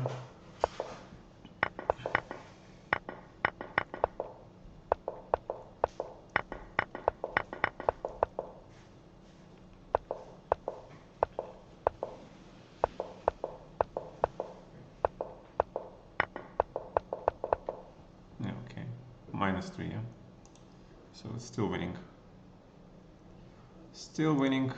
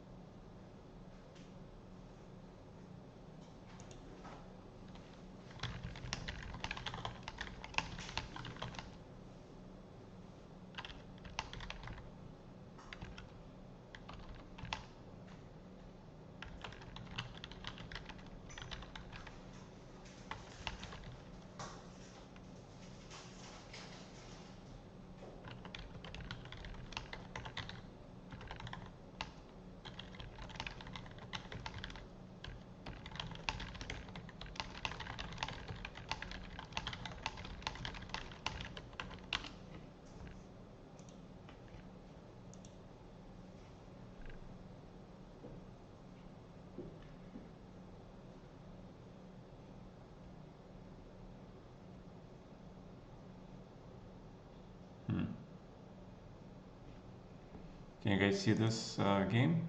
Ah, you can't see it, okay.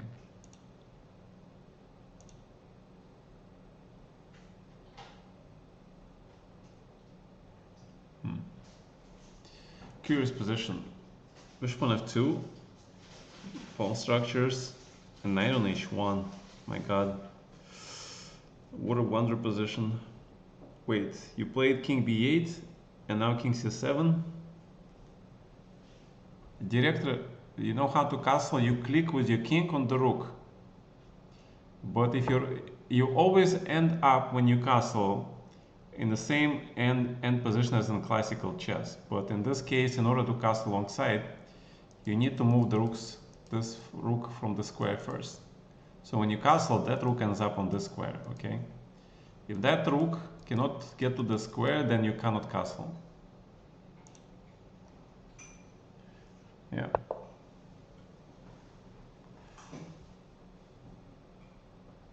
In this position, it's actually easier to castle to the king side because all white has to do is move the queen and then click the king on this rook and it automatically castles, okay?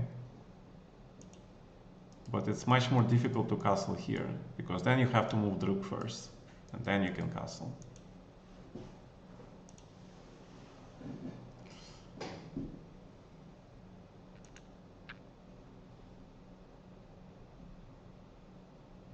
Yeah, very interesting games, by the way. You guys have heart. You're fighting. Great spirits. I like that. Even though black wasted like 3 moves on moving his king, he's still okay, yeah? Because white's like spent a lot of time on maneuvering.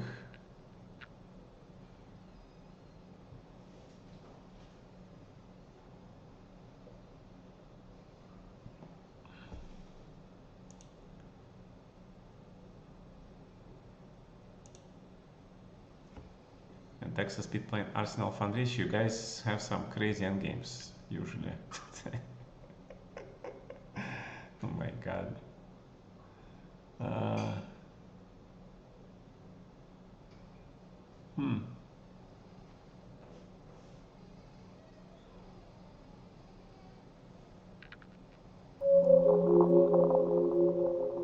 And what is this position? Wait. Why you just don't take the pawn? Why don't you just trade the bishops? And why black doesn't take? Okay. Yeah, exactly. Time management, gentlemen. Time management. We all blunder when we're alone time, that's true, but come on.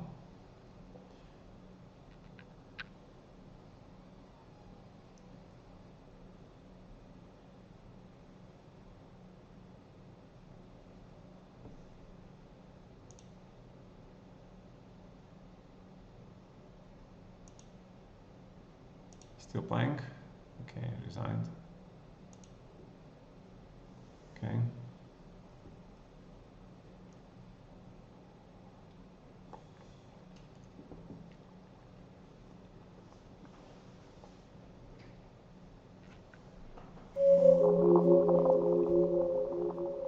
I think we got some follows. Thank you for the follows. Roberto Valencia, thank you for subscribing. I didn't even see it.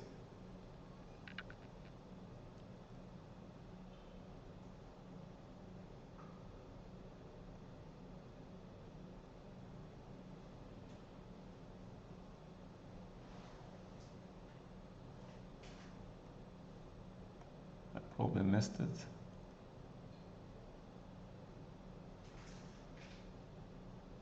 PRH. Thanks for subscribing, tier 1, by the way. Thank you. Welcome back. We did better this tournament, by the way, than the previous one. So slowly our numbers will grow, and then we'll kick ass as a team. All right. Pawn protected by rook move, followed by the standard English opening the bishop.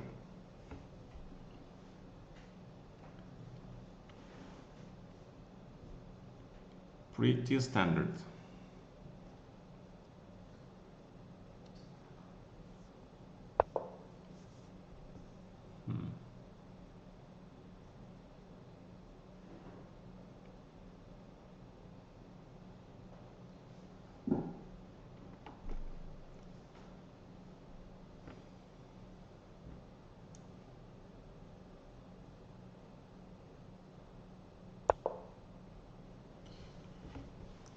Probably should be like this.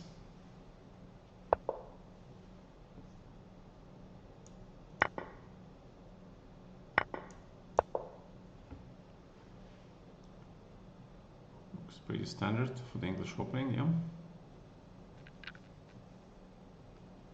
Looks pretty standard for the English opening, I think.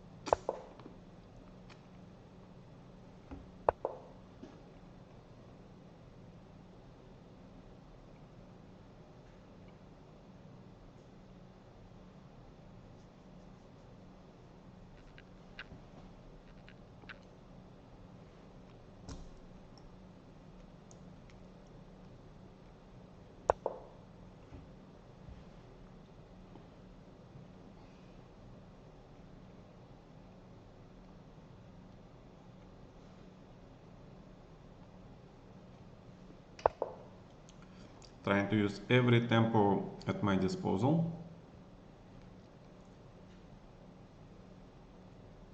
Let's see if it works.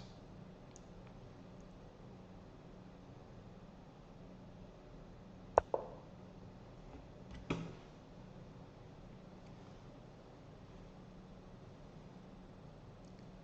have a feeling this might be incorrect, but okay.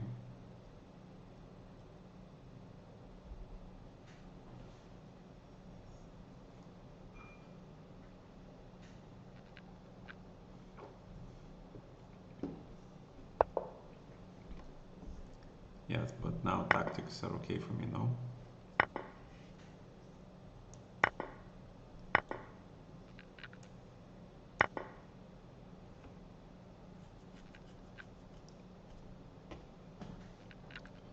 I get a whole rook, man. I got a whole rook.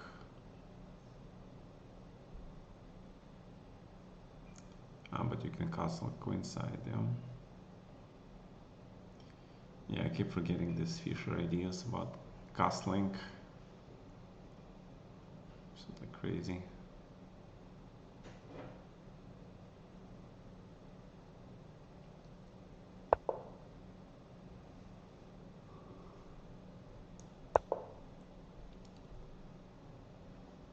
I can give you the pawn because I have extra exchange, yeah. I can give you the pawn.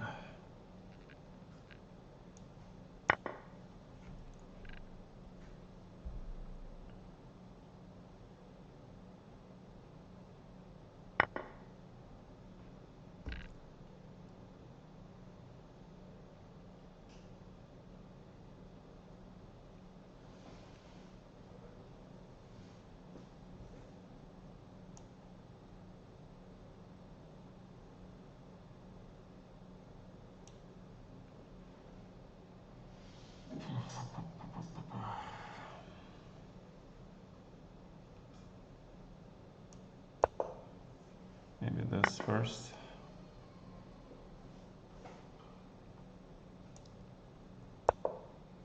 Prevent your castling.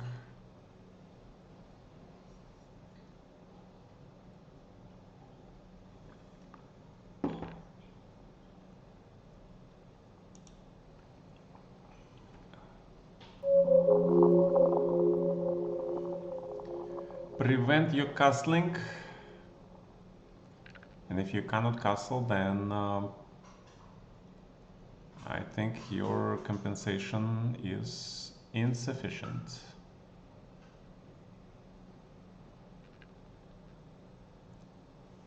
I mean, it should be insufficient, yeah?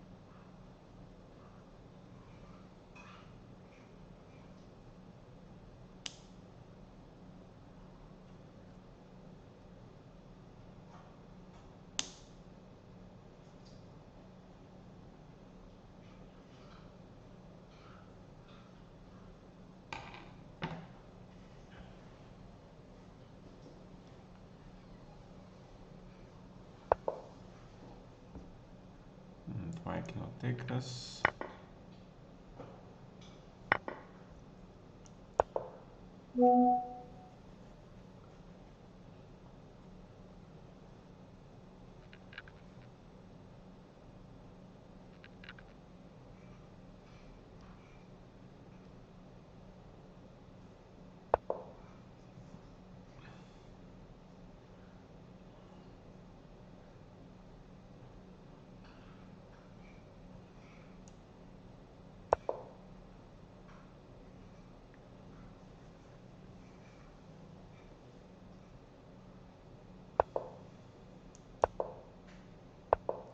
That's how you get your king safe, right? Pretty much.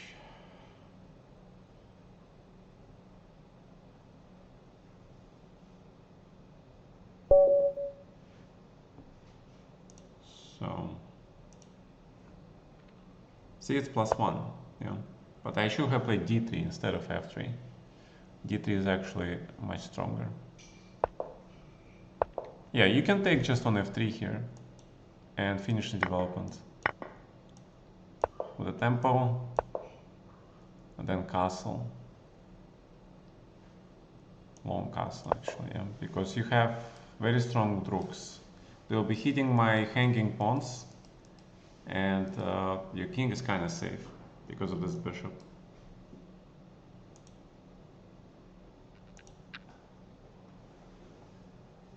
Try to be too aggressive. Well, okay, it's good. Try different things for sure. Try different things. And we have 6 people. That means my game should be starting soon.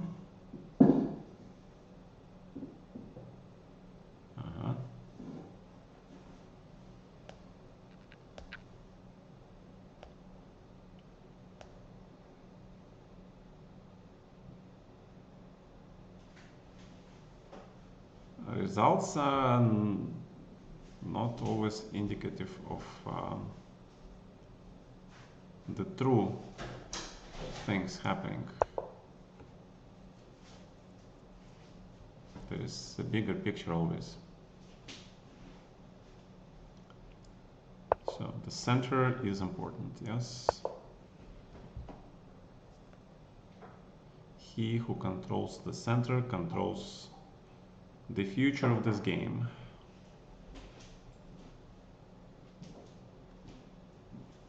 Really? Okay. My cheerleader here.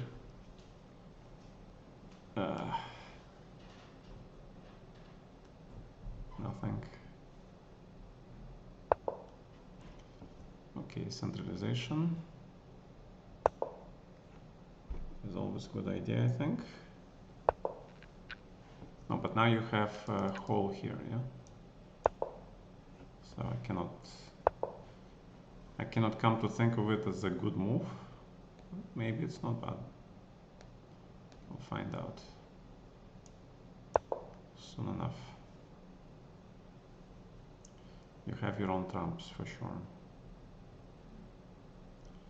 That is true.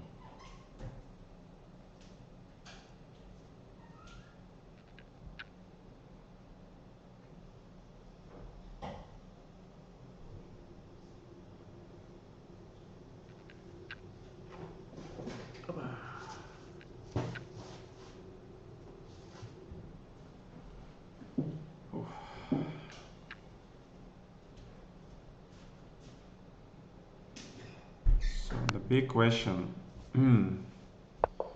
What kind of development we're looking at in this position? I need to get rid of this piece immediately.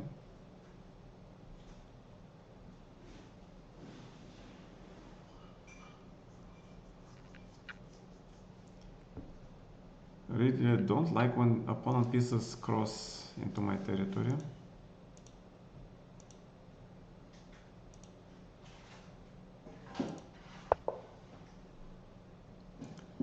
Mr. Tiranma, you missing tactics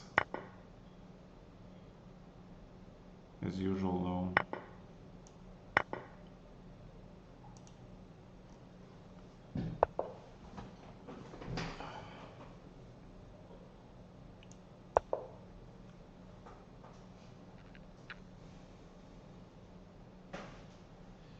You need to do tactics, man.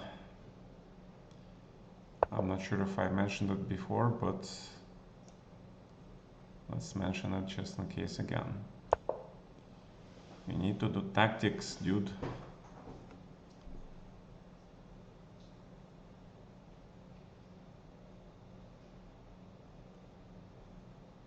Theoretically, I can even give you this rook for that bishop, because that bishop is very strong.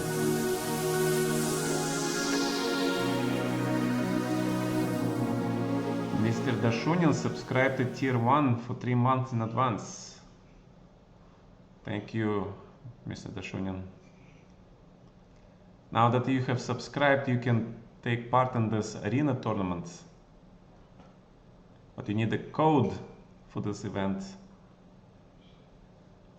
Let me know if you're interested and I'll send you the code on the app messenger program or the Teams.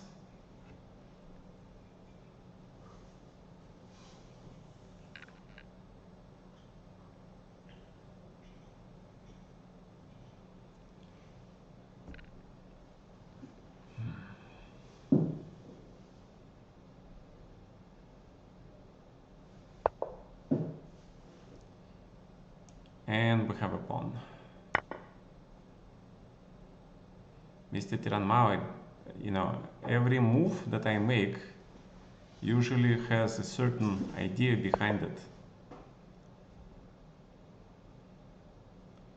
You should guess the ideas at this point. Should be able to guess my ideas at this point.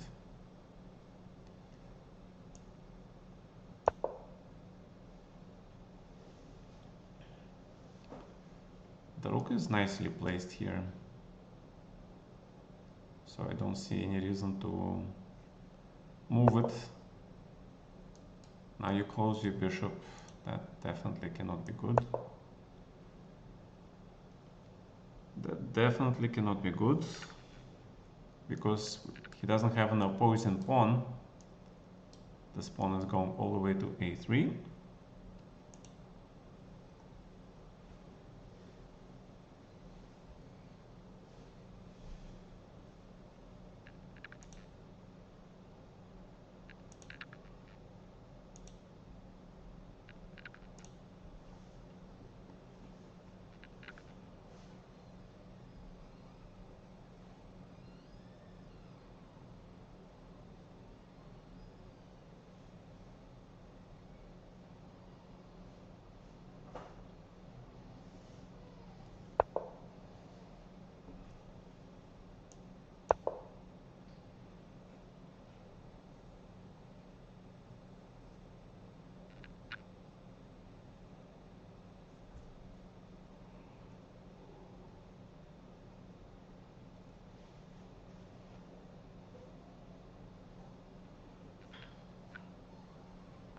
Well, the threat is, yeah, you saw the threat, yeah?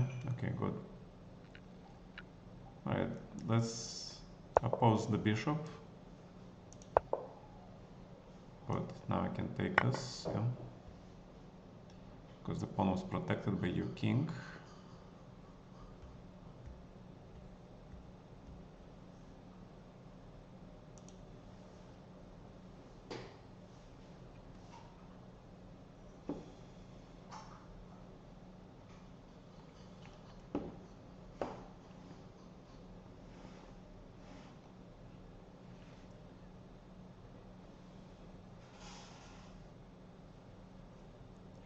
So, one of the things from this game, try to never close your bishop, okay, especially on the long diagonal.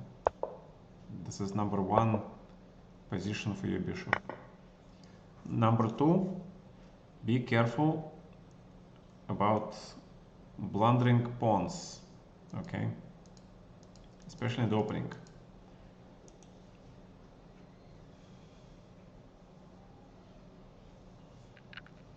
Unless you sacrifice for a huge development or attack, okay, there's compensation.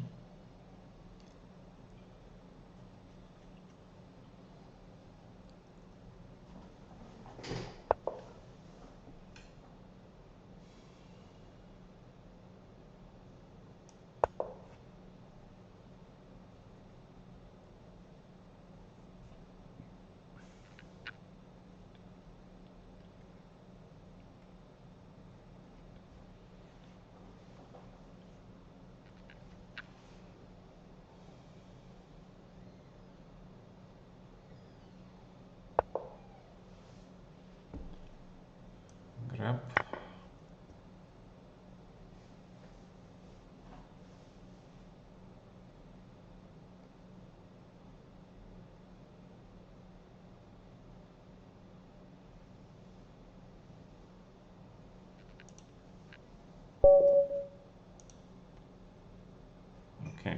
So, you understand, yes? You gave me that critical pawn on d5, and then you close your bishop.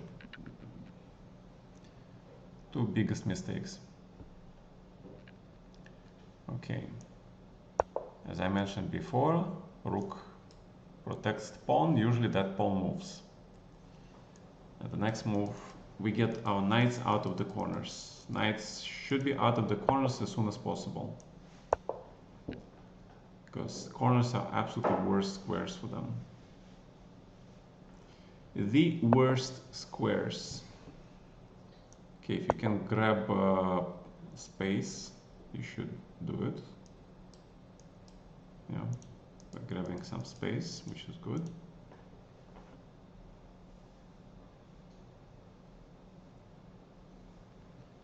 Which is why usually in chess there is a fight over the center, whose side can take it. With the pawns, that side gains advantage.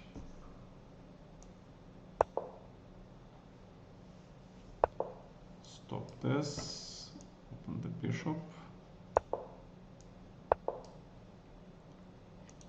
Okay. So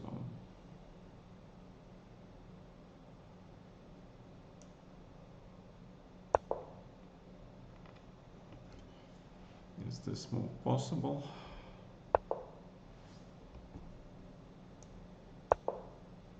Trade the defender.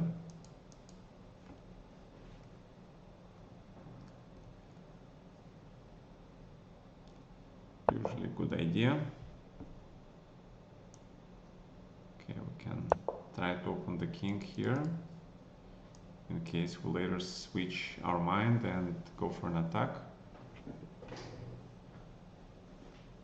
Although e5 was just as good, pushing this knight back, gaining even more space. But if the pawns go too far, they can be attacked like an Alekhine defense, so that's what I'm trying to avoid. I'm trying to strike a perfect balance.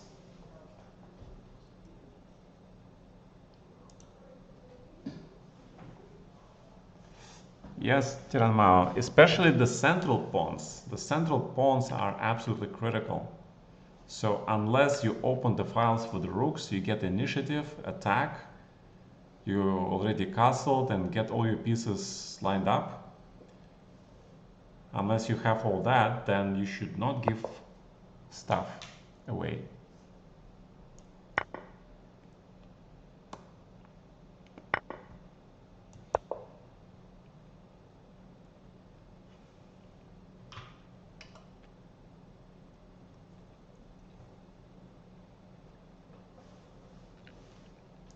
Central pawns are important.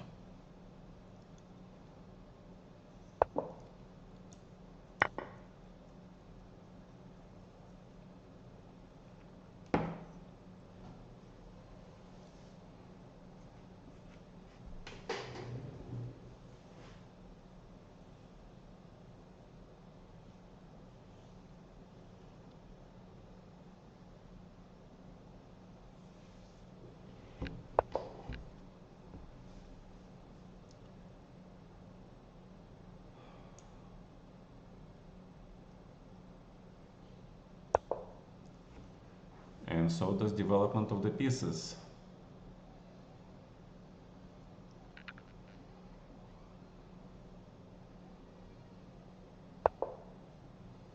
And so is development of the pieces.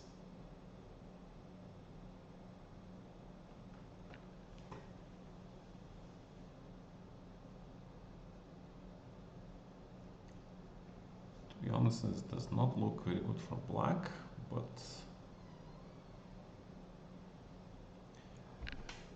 I don't see how I can win this immediately. So let's win this slowly. When you have pawns like this with the knight here that has no moves, that means the knight is locked out, okay? Yes, you put your pawn on the collar with the bishop, but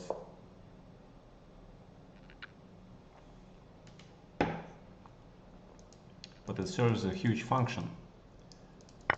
Turns off this knight completely.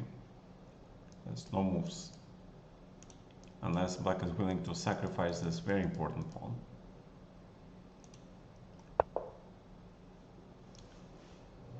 Okay.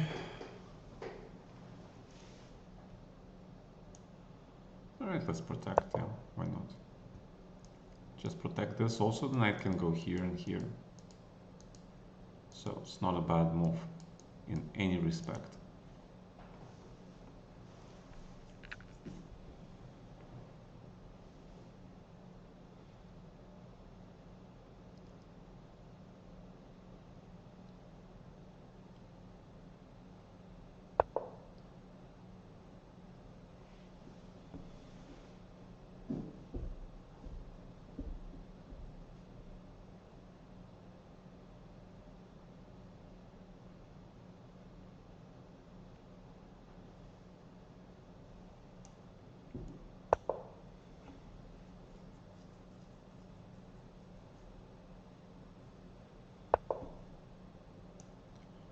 Yay, the endgame. You guys know how I love the endgame, yes? Come on, you guys know it. You guys absolutely know it.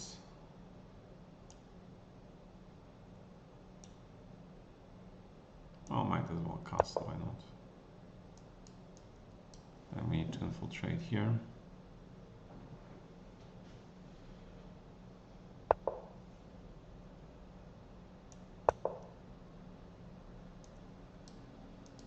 Once this rook arrives here, this knight is history.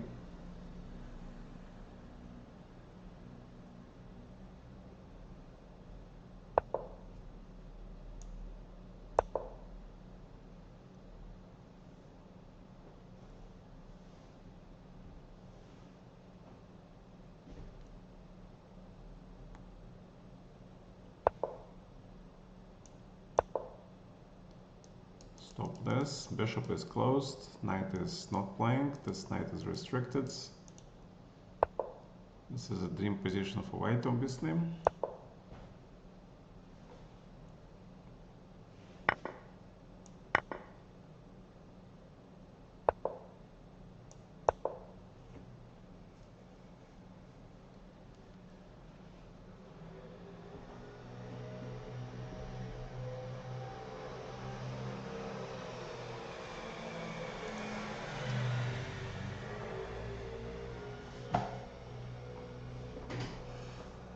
So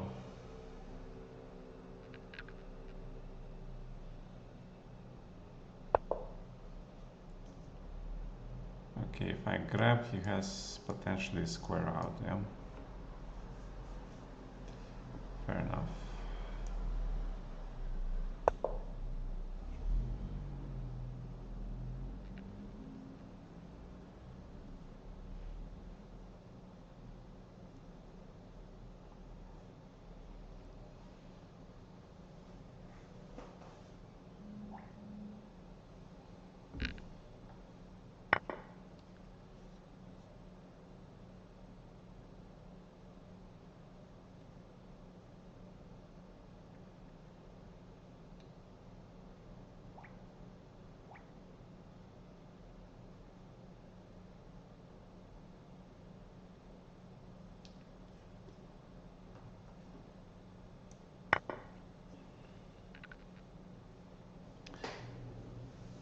Well,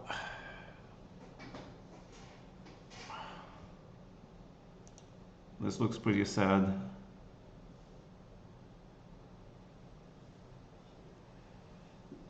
Well, I'm also explaining my thought process, yes? So the moves look logical, yeah. Space, piece development, utilizing the moment to shut down your opponent piece, keep improving position, centralization, all at the same time, yeah.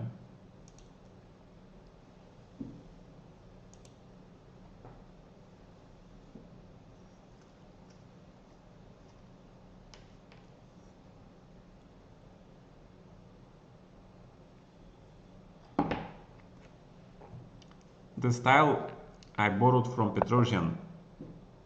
Okay, it's called restriction, utter and complete restriction.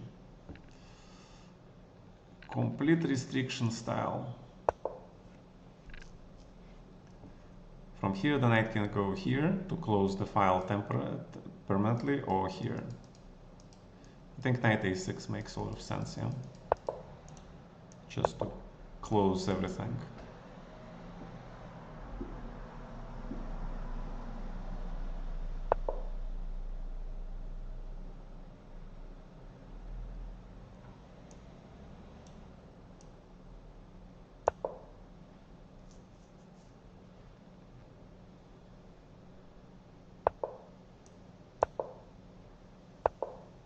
And next the bishop comes here.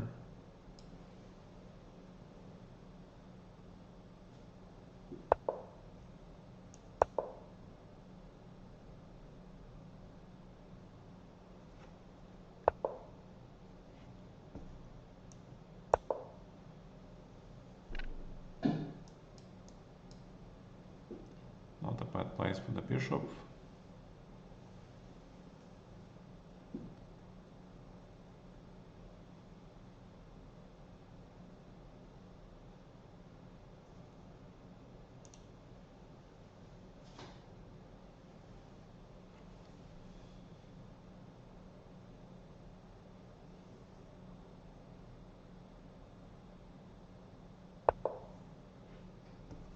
And then you go back.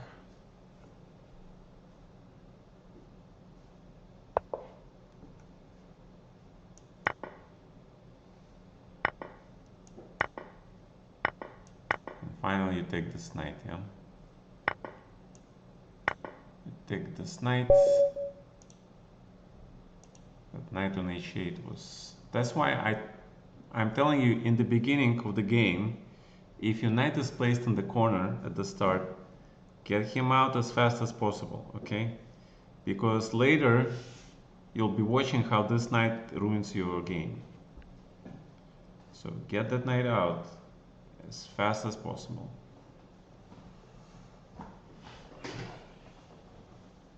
I mean, that happened to me in my early Fischer games when I noticed when I kept the knight and was developing other pieces.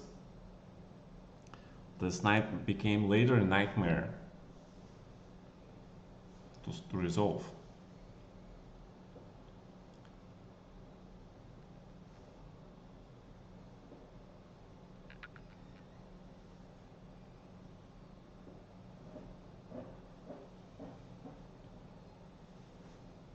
Alright. Pavel's not playing. He played one game against Arsenal Foundation. And Arsenal versus Texas, you guys have always a big fight, yeah? My god, what a position.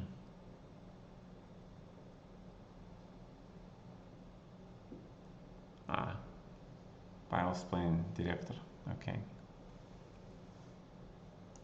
Let's watch this game a little bit.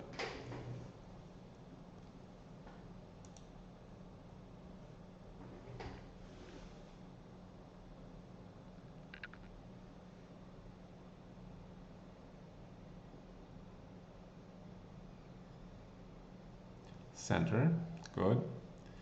But bishop on g8, Mr. Director. Okay. Very solid. But passive. See what happens when you're playing too passive, but solid, yeah? You get squeezed.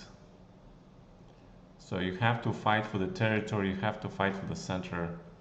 You cannot allow your opponent to squeeze you.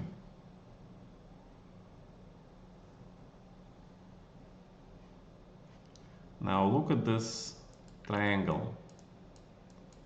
Does that give you some ideas where this might be a problem? Like this rook might be a tad unprotected, yeah? So, I mean, right now, you know, black has this, but still.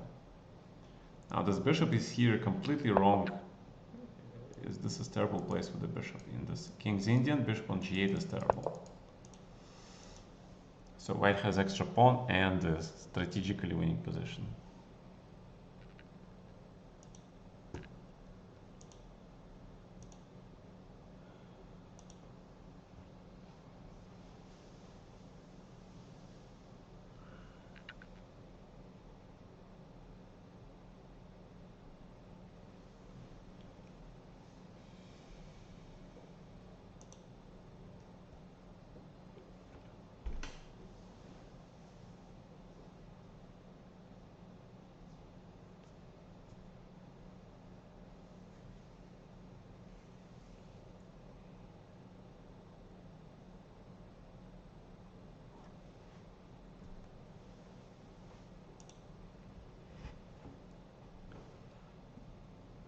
Okay.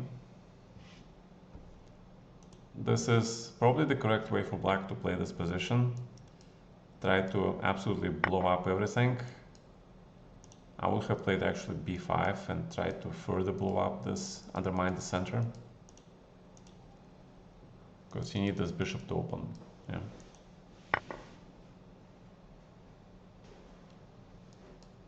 Maybe that premature decision by black to release the tension in the position.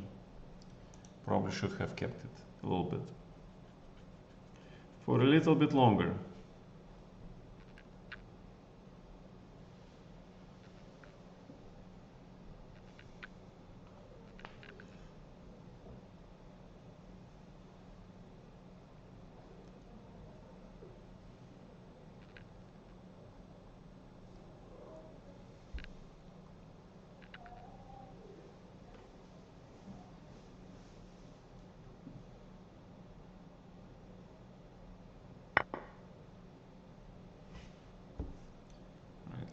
Back.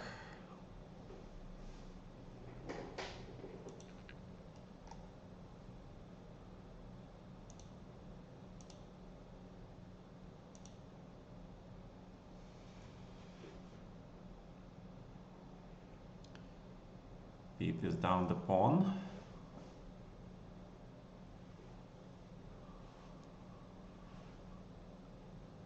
Still not an easy position.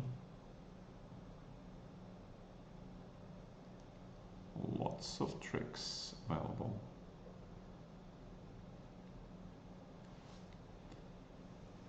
And he is lower in time, which is the Achilles point for Mr. Pete.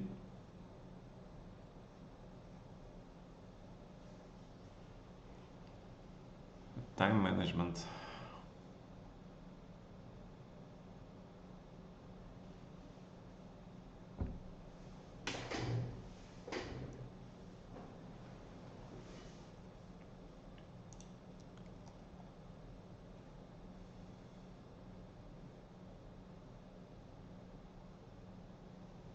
Yes, c4 is very strong. Ruins the pawn structure. Or it could be a blunder. Yeah. Which one is it?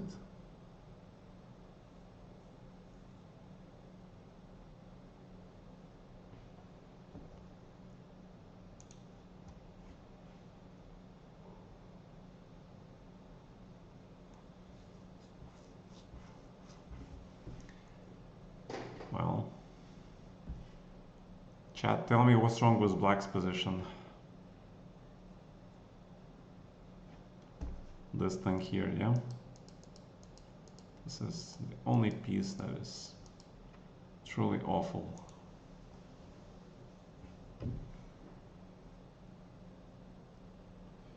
So what I always say is look for ways to improve your position. Always, don't stop.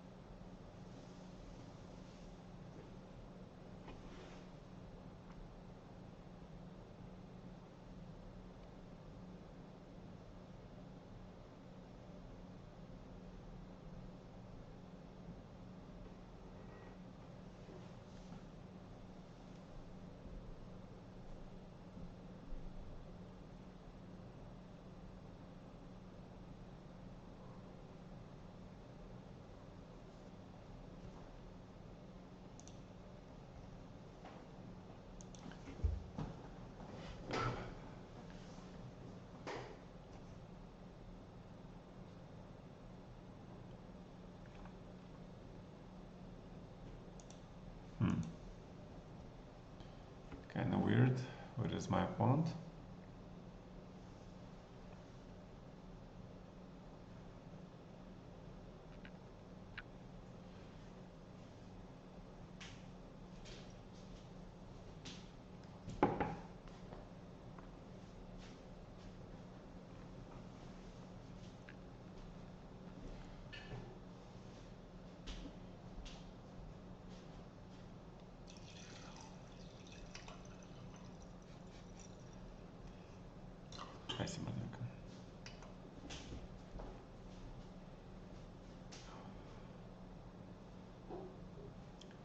Yep. That knight on b4 is very, very strong, yeah.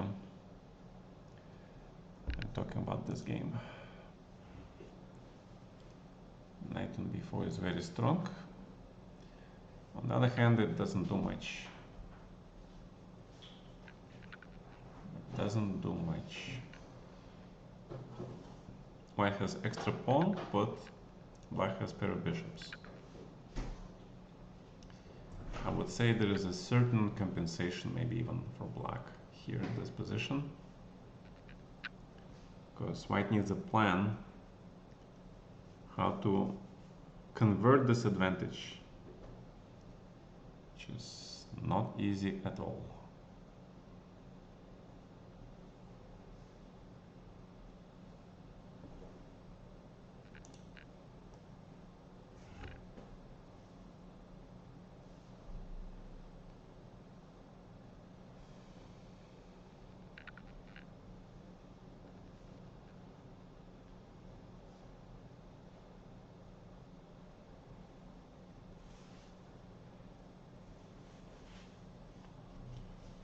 So black needs to think like where to put his pieces, yeah.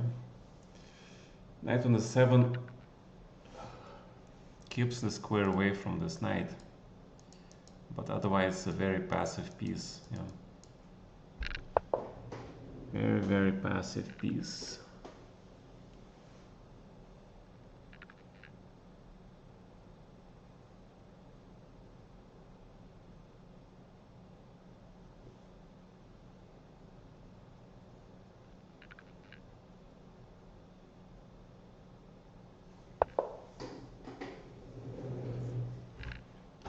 Logical response, black also. And now, how do you improve this position? How do you improve this position?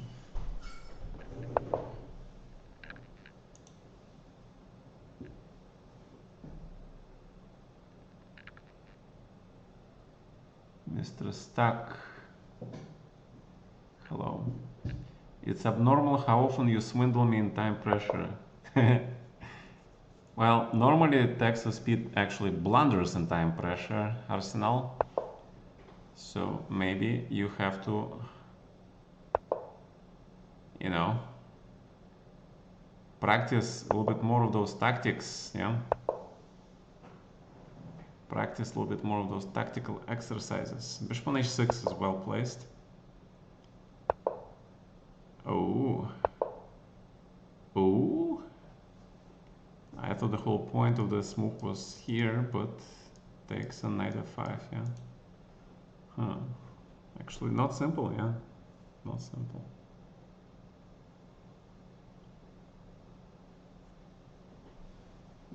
Yeah, it's kind of crazy game. Queen f8, very interesting move.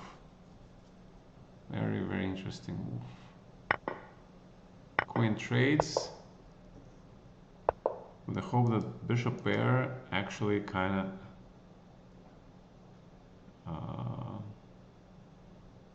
neutralizes the extra pawn, yeah. Not sure if that is so, but this allows this. Why not just here and knight here? Because now this is the problem.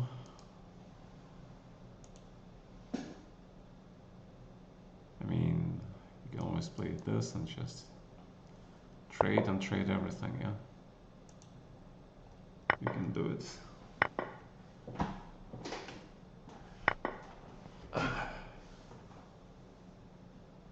And yet another endgame. So you guys see how many games I decided in the endgame, right? A lot of games I decided in the endgame, especially the top level. So do those things to make yourself better and more comfortable in the endgame. Do the studies, learn the patterns.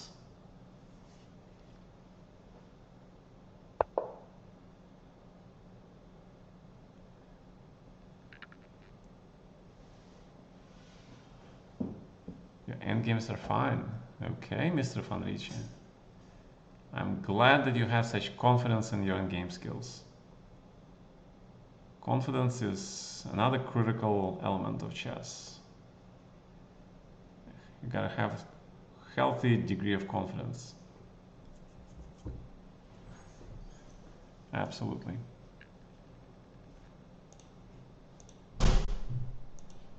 Okay.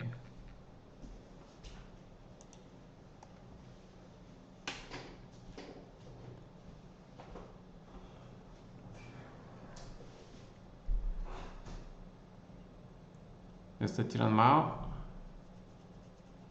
please consider playing central pawns first. You know, start playing symmetrical positions, okay? That's my advice for the openings in Fischer chess. Just play symmetrically. White plays e4, play e5, d4, d5, okay? And then go from there. You'll find how incredibly easier it is to play position where your pawns and pieces have space.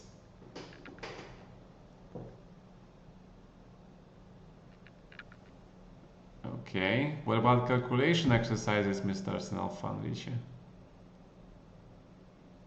Calculation is more difficult to train, but it's absolutely worth it. All right, we got a game.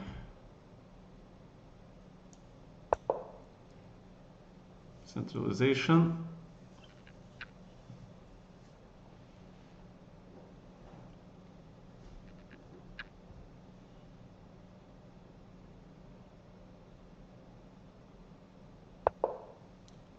Followed by the knight out of the corner.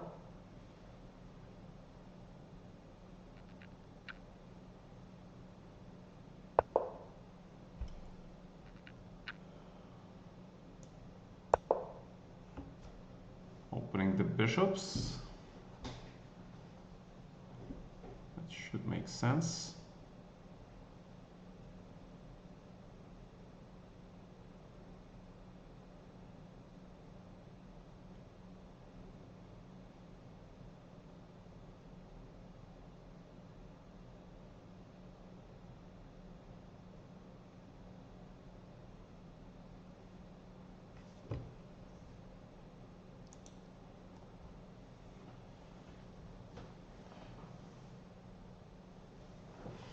Yes, the puzzles are basic patterns like, you know, Puzzle Rush, for example.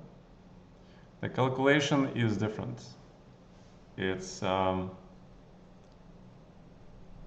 where you solve middle game positions and looking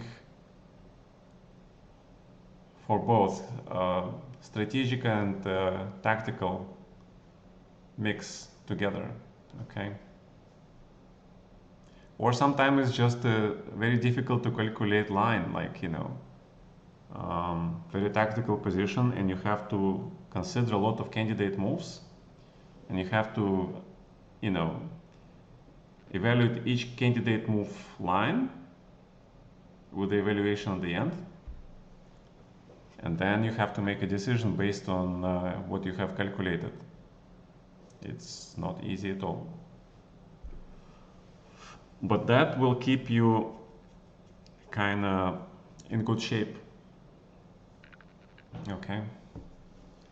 All right, so how do we play this position?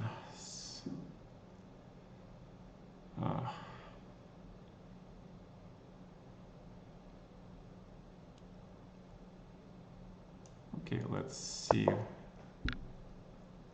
Let's build this thing.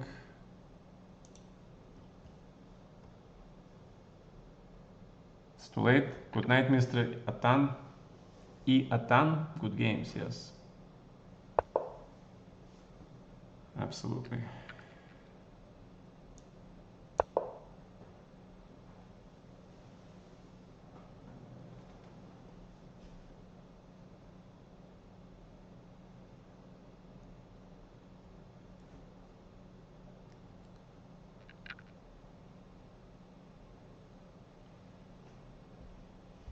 Well, since you want to play fully symmetrical chess, okay. We can do that.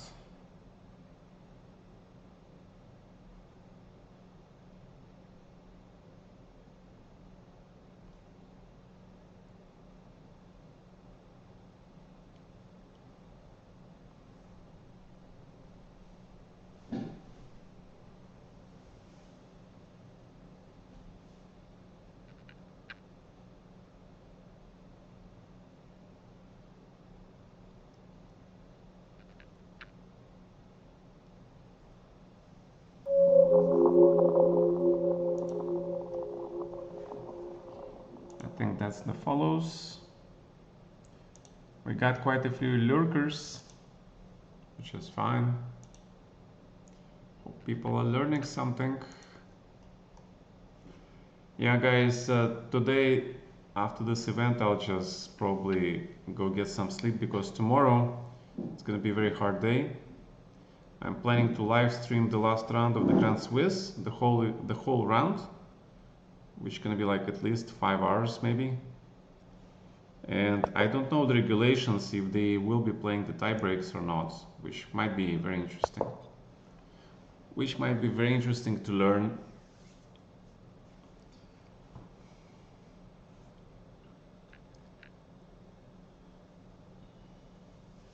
And how many spots are into the candidates? Anybody knows? Because sometimes it's 1, sometimes it's 2, sometimes it's 3. You never know.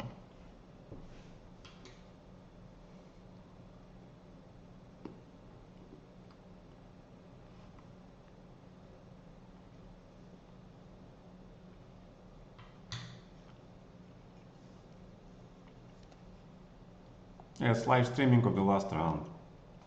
I mean, this event runs only once every 2 years, so, you know, and it's kind of nice to know the candidates.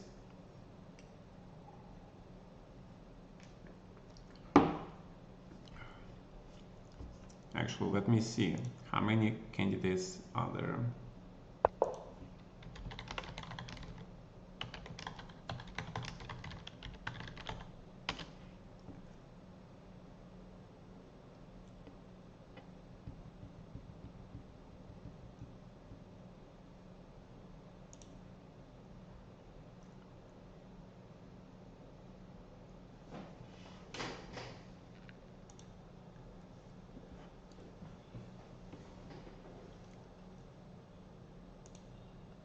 You guys can see it, yeah? 1 second, F5 has been played. Okay, stop C4. Logical. At the same time, he's ready for E5, yeah? Yeah, this is a very solid way of playing for black.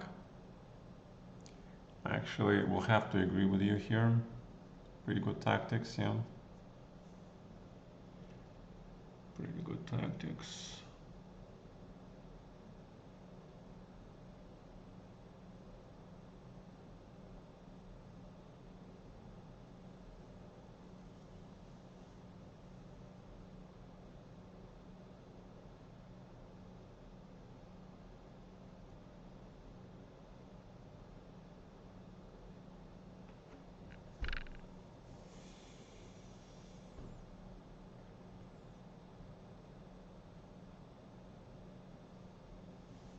Yeah, I played too slowly probably somewhere.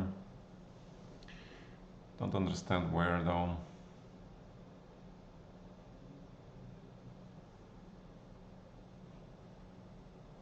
Okay, let's continue playing, yeah. So this symmetrical position is fine. 6 players nominated by the FIDE president. I actually was offered a spot, but I declined because in tournaments like this I never do well.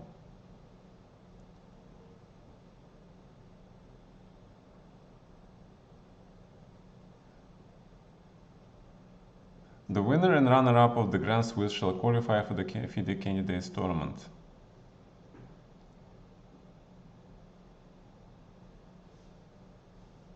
So two people qualify. The next qualification is third place in FIDE Grand Swiss Tournament and second place according to the FIDE circuit. So that's what Nakamura is running for with his legendary little open events, yes? You guys saw his events. It's kind of nuts, yeah. Knight e4.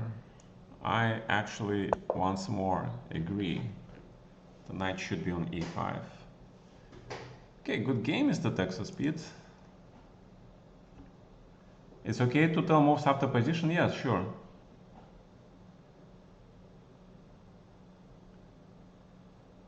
What chocolate manufacturer? I don't know. My wife buys me this chocolate. I have no idea. I trust her judgment, obviously. Okay, this knight has to start going somewhere, yeah. This knight better start going somewhere. Yeah. Well, that's not a good move, yeah. I mean, it's not bad, but it's... You could do better, I think. Because now you suddenly, my bishop, that was absolutely useless. He got a central role. Yay! Yay for the bishop.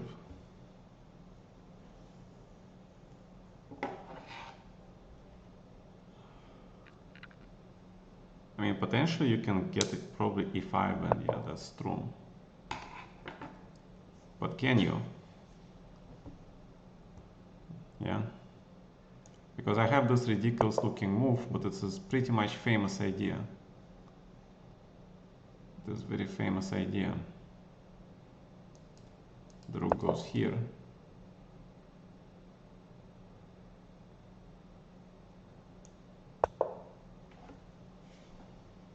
Protect the center at all costs. Stop e5 at all costs. And full blockade.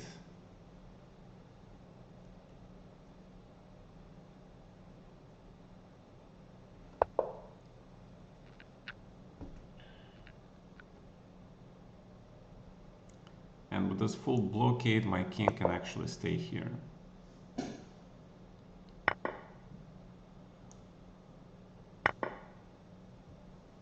The bishop is more important than the rook in this position.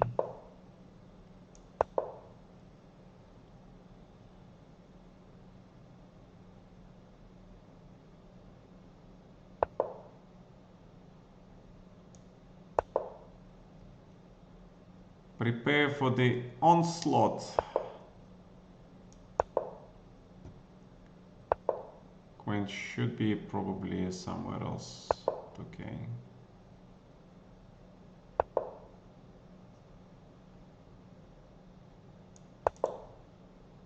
Push the pawns. Yeah. That move I missed, yes. I agree. Lousy on my part. But okay, not criminal. It's not criminal.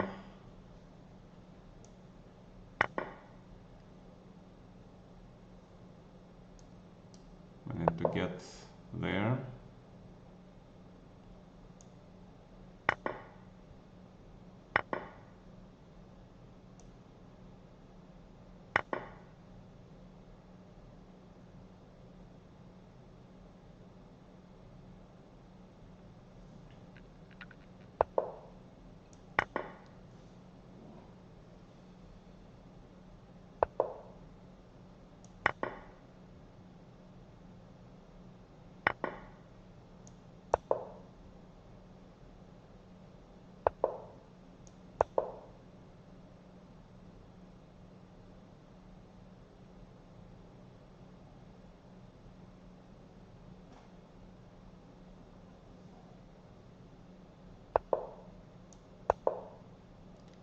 some positions you have to play slowly. Bishop protects the pawn, takes away the square from the rook.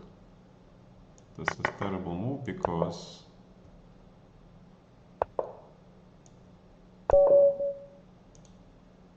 okay.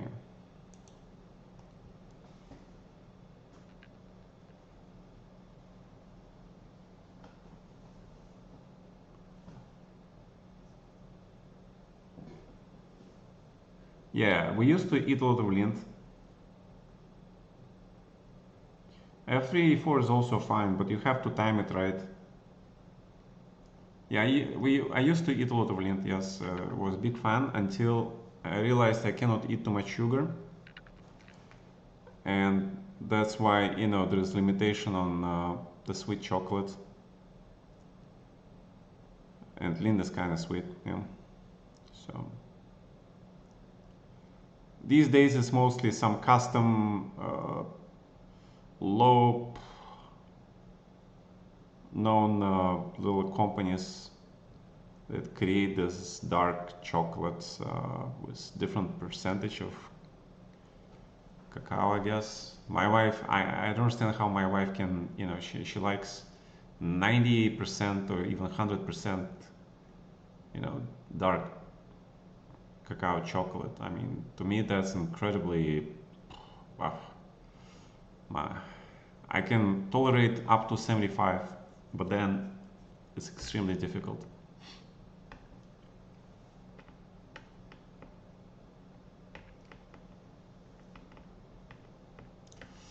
Yeah, I used to love dark chocolate with the fillings. Yeah, those were the best. But those days are gone, man. Now I'm older and I have to watch what I eat. So unfortunately, all the good stuff I used to eat, like жареная картошка, oof, my God, homemade fried potato, homemade, okay, not the French fried crap. With cotletas, something like hamburger, but more piece of meat and no bread, okay? My God, especially in the 80s and 90s where you had no when you had no, what is this stuff? Yeah, when there was no organic stuff yet, when everything was organic, okay? I still remember those days before we had separation of organic and non-organic food. You know, I kind of miss those days because this separation is pretty much what ruined a lot of health. Yes, synthetic processed. Because before those days, you know, the quality of food was so much better. Yes, Mr. Pavel Nefedov. As a true Russian, yes, we are. I have incredible memories of my childhood where this stuff was like, oh my God, it's like I can't resist it. Yeah, and there was no such thing in, but there was such thing in the Russian neighborhood of New York City, and that's why I lived in Brighton Beach.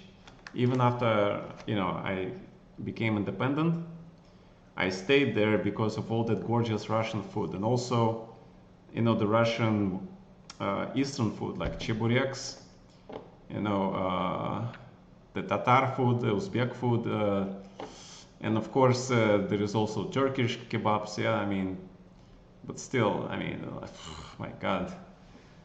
Yeah, lasagna. Yeah, lasagna is good, but dude, I mean, it's still like kind of stuffed. Yeah, you have a mix of macaronis and then there is minced meat, pretty much. Yeah, but Котлета is like almost pure meat, and the meat is like at least 75%. Okay, the rest of the stuff is like less, and it's well cooked.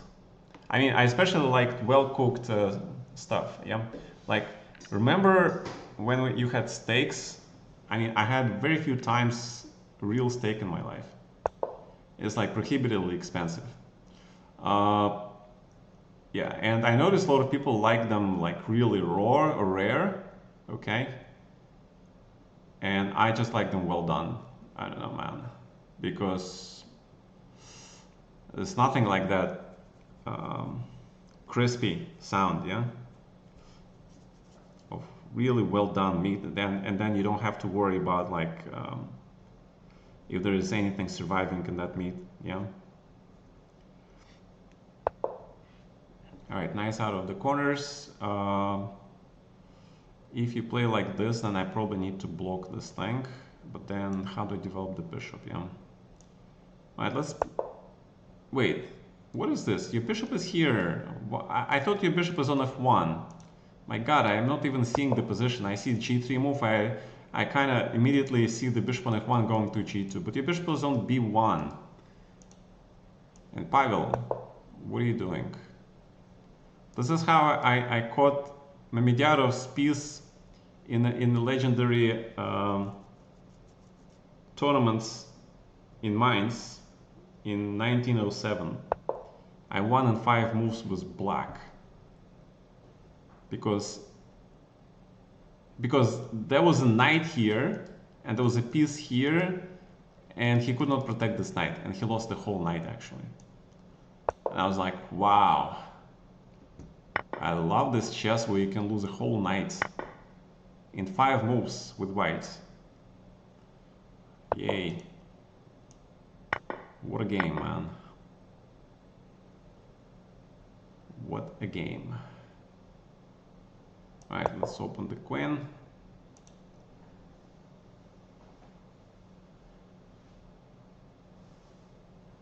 You live in real Brighton for almost 3 years, not that New York nonsense? What do you mean? I live there for the Russian neighborhood, man. Brighton is not Russian neighborhood. I live there because, you know, again, I never learned how to cook myself, which is terrible, I know.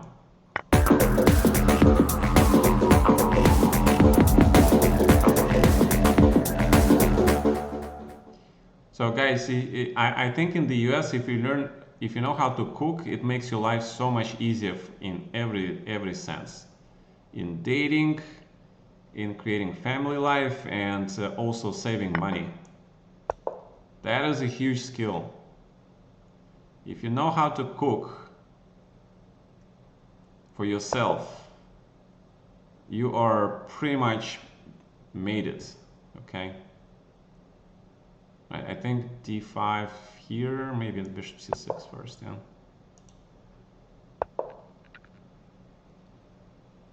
Tuna is not bad. Oh, we got a raid. Thanks for the raid, Beanie Kuma. Akuma! That's my favorite Street Fighter character. Alright, let's castle. Alright, let's roll. Let's go. Let's roll. d5. Yes, you save a lot of money actually. You know, when my wife went for her university thing for a few days, okay, I think maybe it was longer than a few days. It was like 4 days I was by myself and I was, you know, given some money, you know, so I can go, you know, buy stuff. But the prices went up, okay? If about 4 years ago, sandwich, a really nice sandwich, with tuna or chicken was like 4.5 euros. Now it's like almost 8 euros, or maybe more, okay? Even not in Paris, I was shocked, okay? And of course, you can't eat sandwiches like for 4 days straight with my, you know, with my digestion problem system. So I had to go to some nice place and get some nice food, and the minimum of the, you know, the main dish, right, is at least like 20 euros, the minimum. Normally it's like 25 or something. So imagine, and you need to buy water, okay, and obviously that main dish is not going to serve you for the whole day. So what happened, I was getting main dish once a day and the sandwich once a day, yeah, and then some tea or something. and okay, maybe some yogurt. So that's at least 40 euros a day. Pretty much. So 4 days, that's already 160.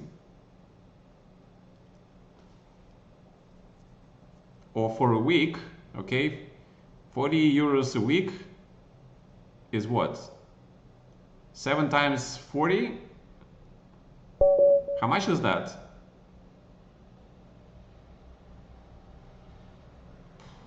It can't be 280, yeah? No, it is 280, yeah? Yeah, it is 280. Right, Arsenal fan Richard, thank you for coming, man. Yeah, it is $280 euros a week. My God, that is a lot of money, man. So you better learn how to cook, okay? Because you can do everything yourself then and save a lot of money. You're correct. Well, that's why, you know, I'm very happy with my marriage. Let's be honest. Yeah.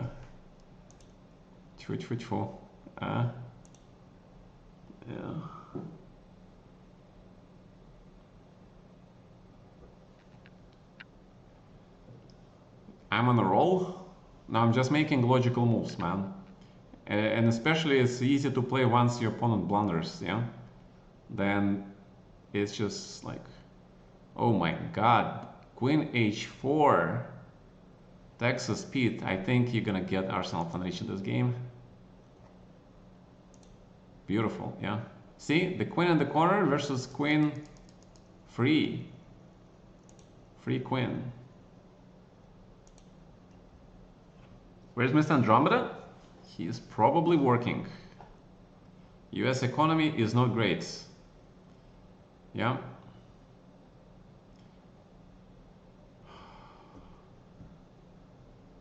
Things get so expensive. And at the same time, they tell us that because of this AI, there'll be more millionaires in the next decade than ever before. Like, okay. And what happens if you don't have the skills with the AI?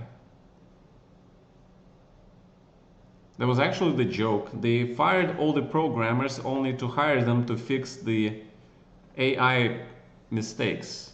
Okay? That's crazy.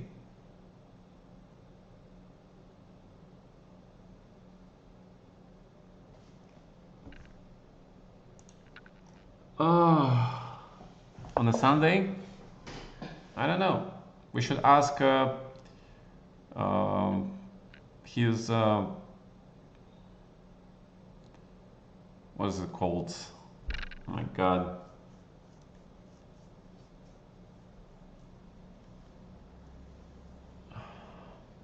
His followers, yeah.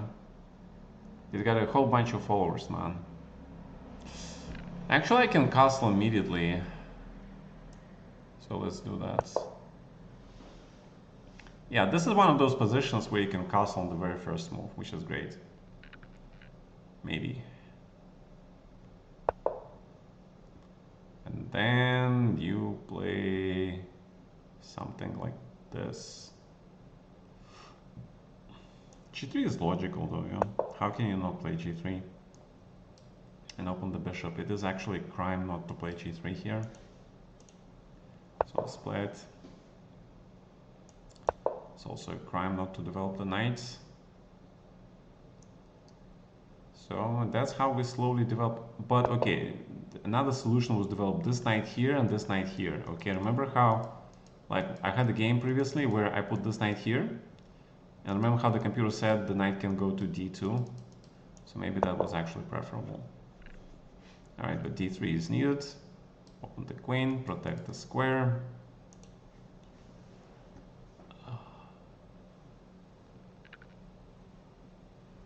He fishes and grows stuff, basically 0 cost per month. No, but it costs to feed that stuff, no? He still needs to spend for feeding. I mean, and you want to feed your future food with the quality stuff too, yeah? So I actually remember reading articles about the agricultural life. Not only is it hard, but one disastrous harvest can ruin you financially. Yeah, it's a huge gamble, apparently. All right. E3.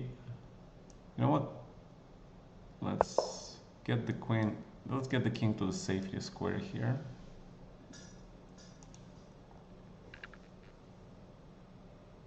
Yeah, sure. That's like, you know, a lot of babushkas in Russia. They grow the veggies and they sell them on the food market. Yeah. And I think babushkas like that are like very common in poor countries. They do that. The grandmas. All right.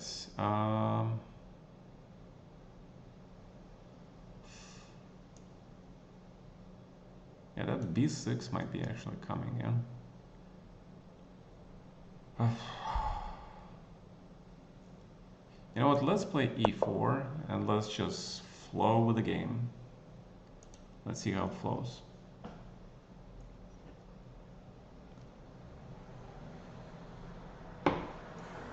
I actually was very sleepy like for about half an hour or an hour, like an hour ago, and now I'm back awake.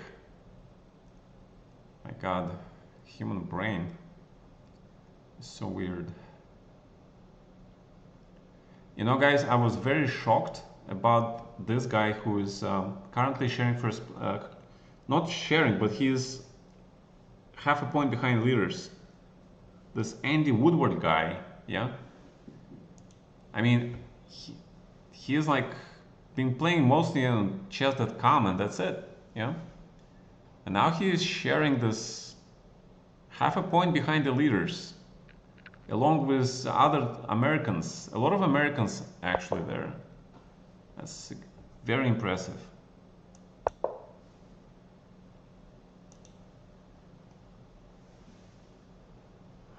Nice simple lifestyle. So okay, it's not so simple maybe, yeah? Maybe not so simple. All right, maybe 92 first.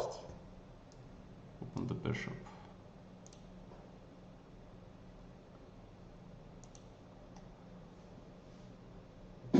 No, I don't know his age. How old is he? I thought he was a kid, no?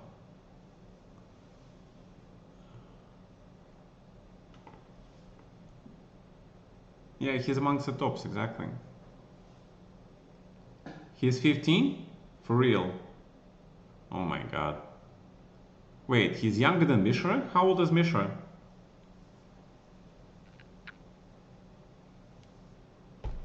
He was like the youngest GM ever a few years ago. Of course, I lost track of the youngest grandmaster. So he's 15 too. So yeah, I think both of them are like there, yeah, half a point behind. It's crazy. You know what happened? Because Chess.com Title Tuesdays happened. These guys got free practice with the best players in the world, playing them every week for years. If I had practiced like that back in the day, back in the 90s, you know, I would be like winning everything. Absolutely everything.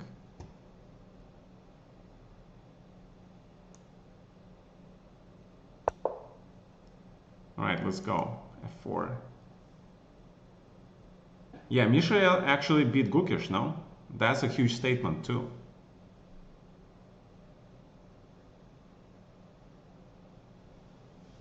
Yeah, but they've been doing this for the few years now, okay? They all practiced up. The kids grow very fast. They learn very fast. And they, you know, every Tuesday, imagine every Tuesday you play at least 2-3 games against the top player in the world, okay? If you're doing well, you play more. You play like at least 4 or 5 games. There were 2 title Tuesdays. That means you play at least 6 or 7 quality games versus the world top players. at least.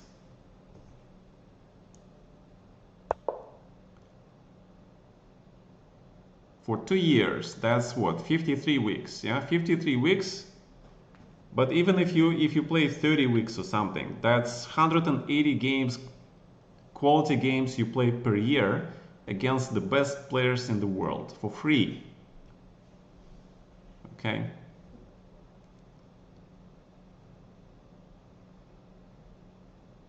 I'm pretty sure, you know, if you had that chance and you only play chess and you only study chess, you would do well too. Anybody would do well. Anybody. I needed to close this bishop and to disconnect this pawn structure so I can influence the center. Yeah.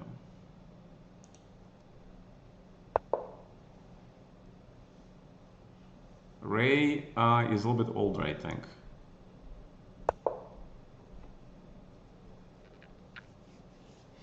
He used to be extremely talented.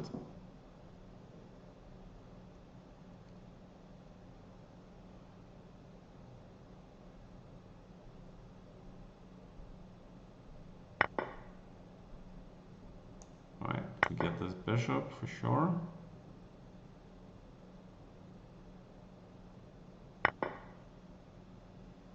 Now we probably do this check. Now the big question, do I attack with the knight or with the pawn? Because this knight is kind of weird, to be honest.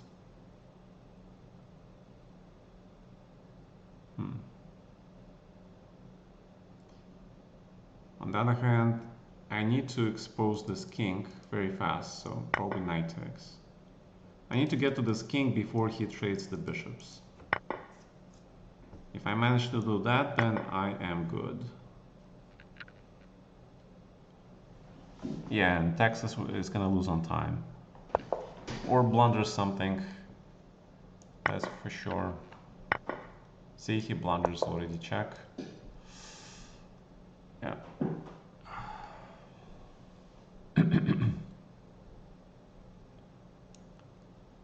That's what happens when you're low on time. You gotta work on your time management, man. Play faster and trust your intuition. Alright, Fischer Arena is done.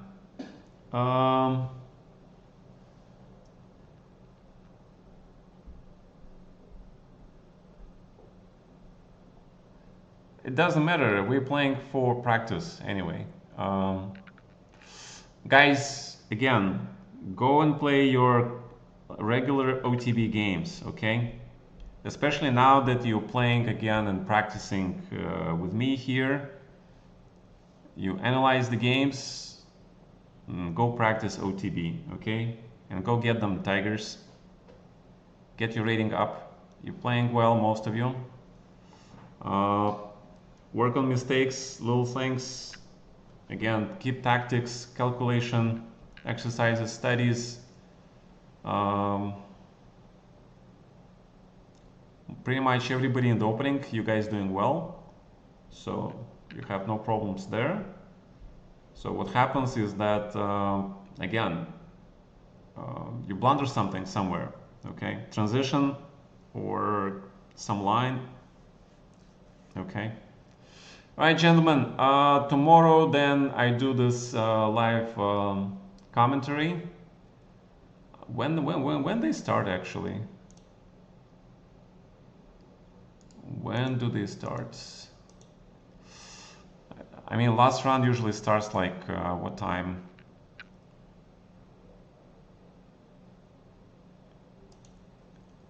Last round usually starts like earlier in general. Qualification, confirmation, money, playing conditions, anti-cheating, blah blah blah, media, financials, commercial issues. What? Okay, where is the information, man? Schedule, okay. Yeah, see, they start usually at 3, but tomorrow they start at 2. That's what I was afraid of. They start at 2, and that means I'll be here at 2, or just maybe a tiny bit later, okay? Because, you know, I need to get ready, yeah. Wake up, get my brain working, etc., etc. All right, thank you for coming. Thank you for your support. Wait, what do you mean French time? Where are they playing? They playing in the... Oh, that's the Isle of Man. Oh my God. Isle of Man, current time. Okay, they're 1 hour behind, yeah? Are they playing the Isle of Man? Where are they playing? Ah, they're playing Uzbekistan. Oh my God, sorry. Samarkand, Uzbekistan, current time. Oh my God, it's 3 already. Holy fuck.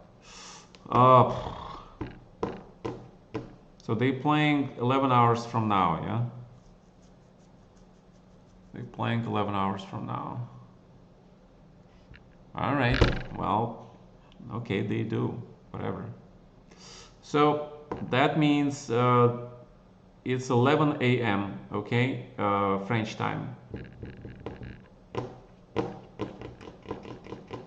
Wow, okay. All right, we can do it. We can do it.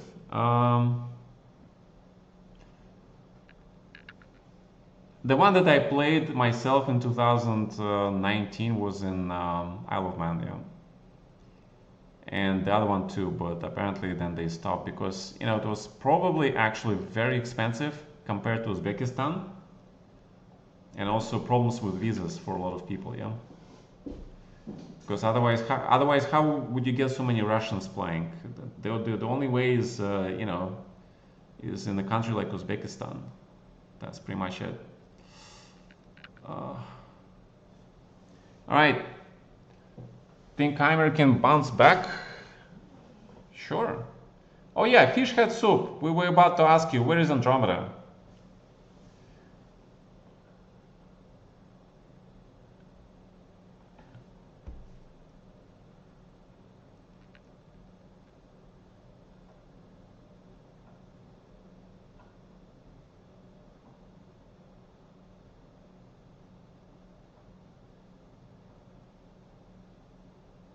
Can we have rapid tournaments?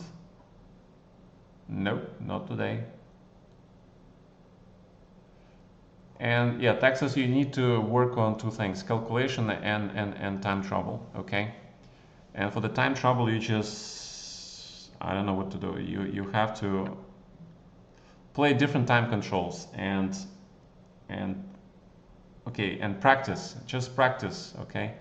Practice calculation and tactics mostly. Or again, analyze your games, every game, figure out your mistakes, and do those tactical exercises and play a lot. Because once you start playing a lot, you know, tactics will become your second nature, and then you're good. But that's the problem with the guys who don't play much, okay? That's pretty much because then you play safely, then you strategize well, yeah. But once you get time trouble, that finally lack of practice that tells, okay? Then you start blundering. That's normal. That's not just for lower rated people. That's for higher elo people too. All right, guys. I'll see you tomorrow, okay? So that means the tournament is 11 hours from now. I'll be there. Good night. See you. Thank you for coming.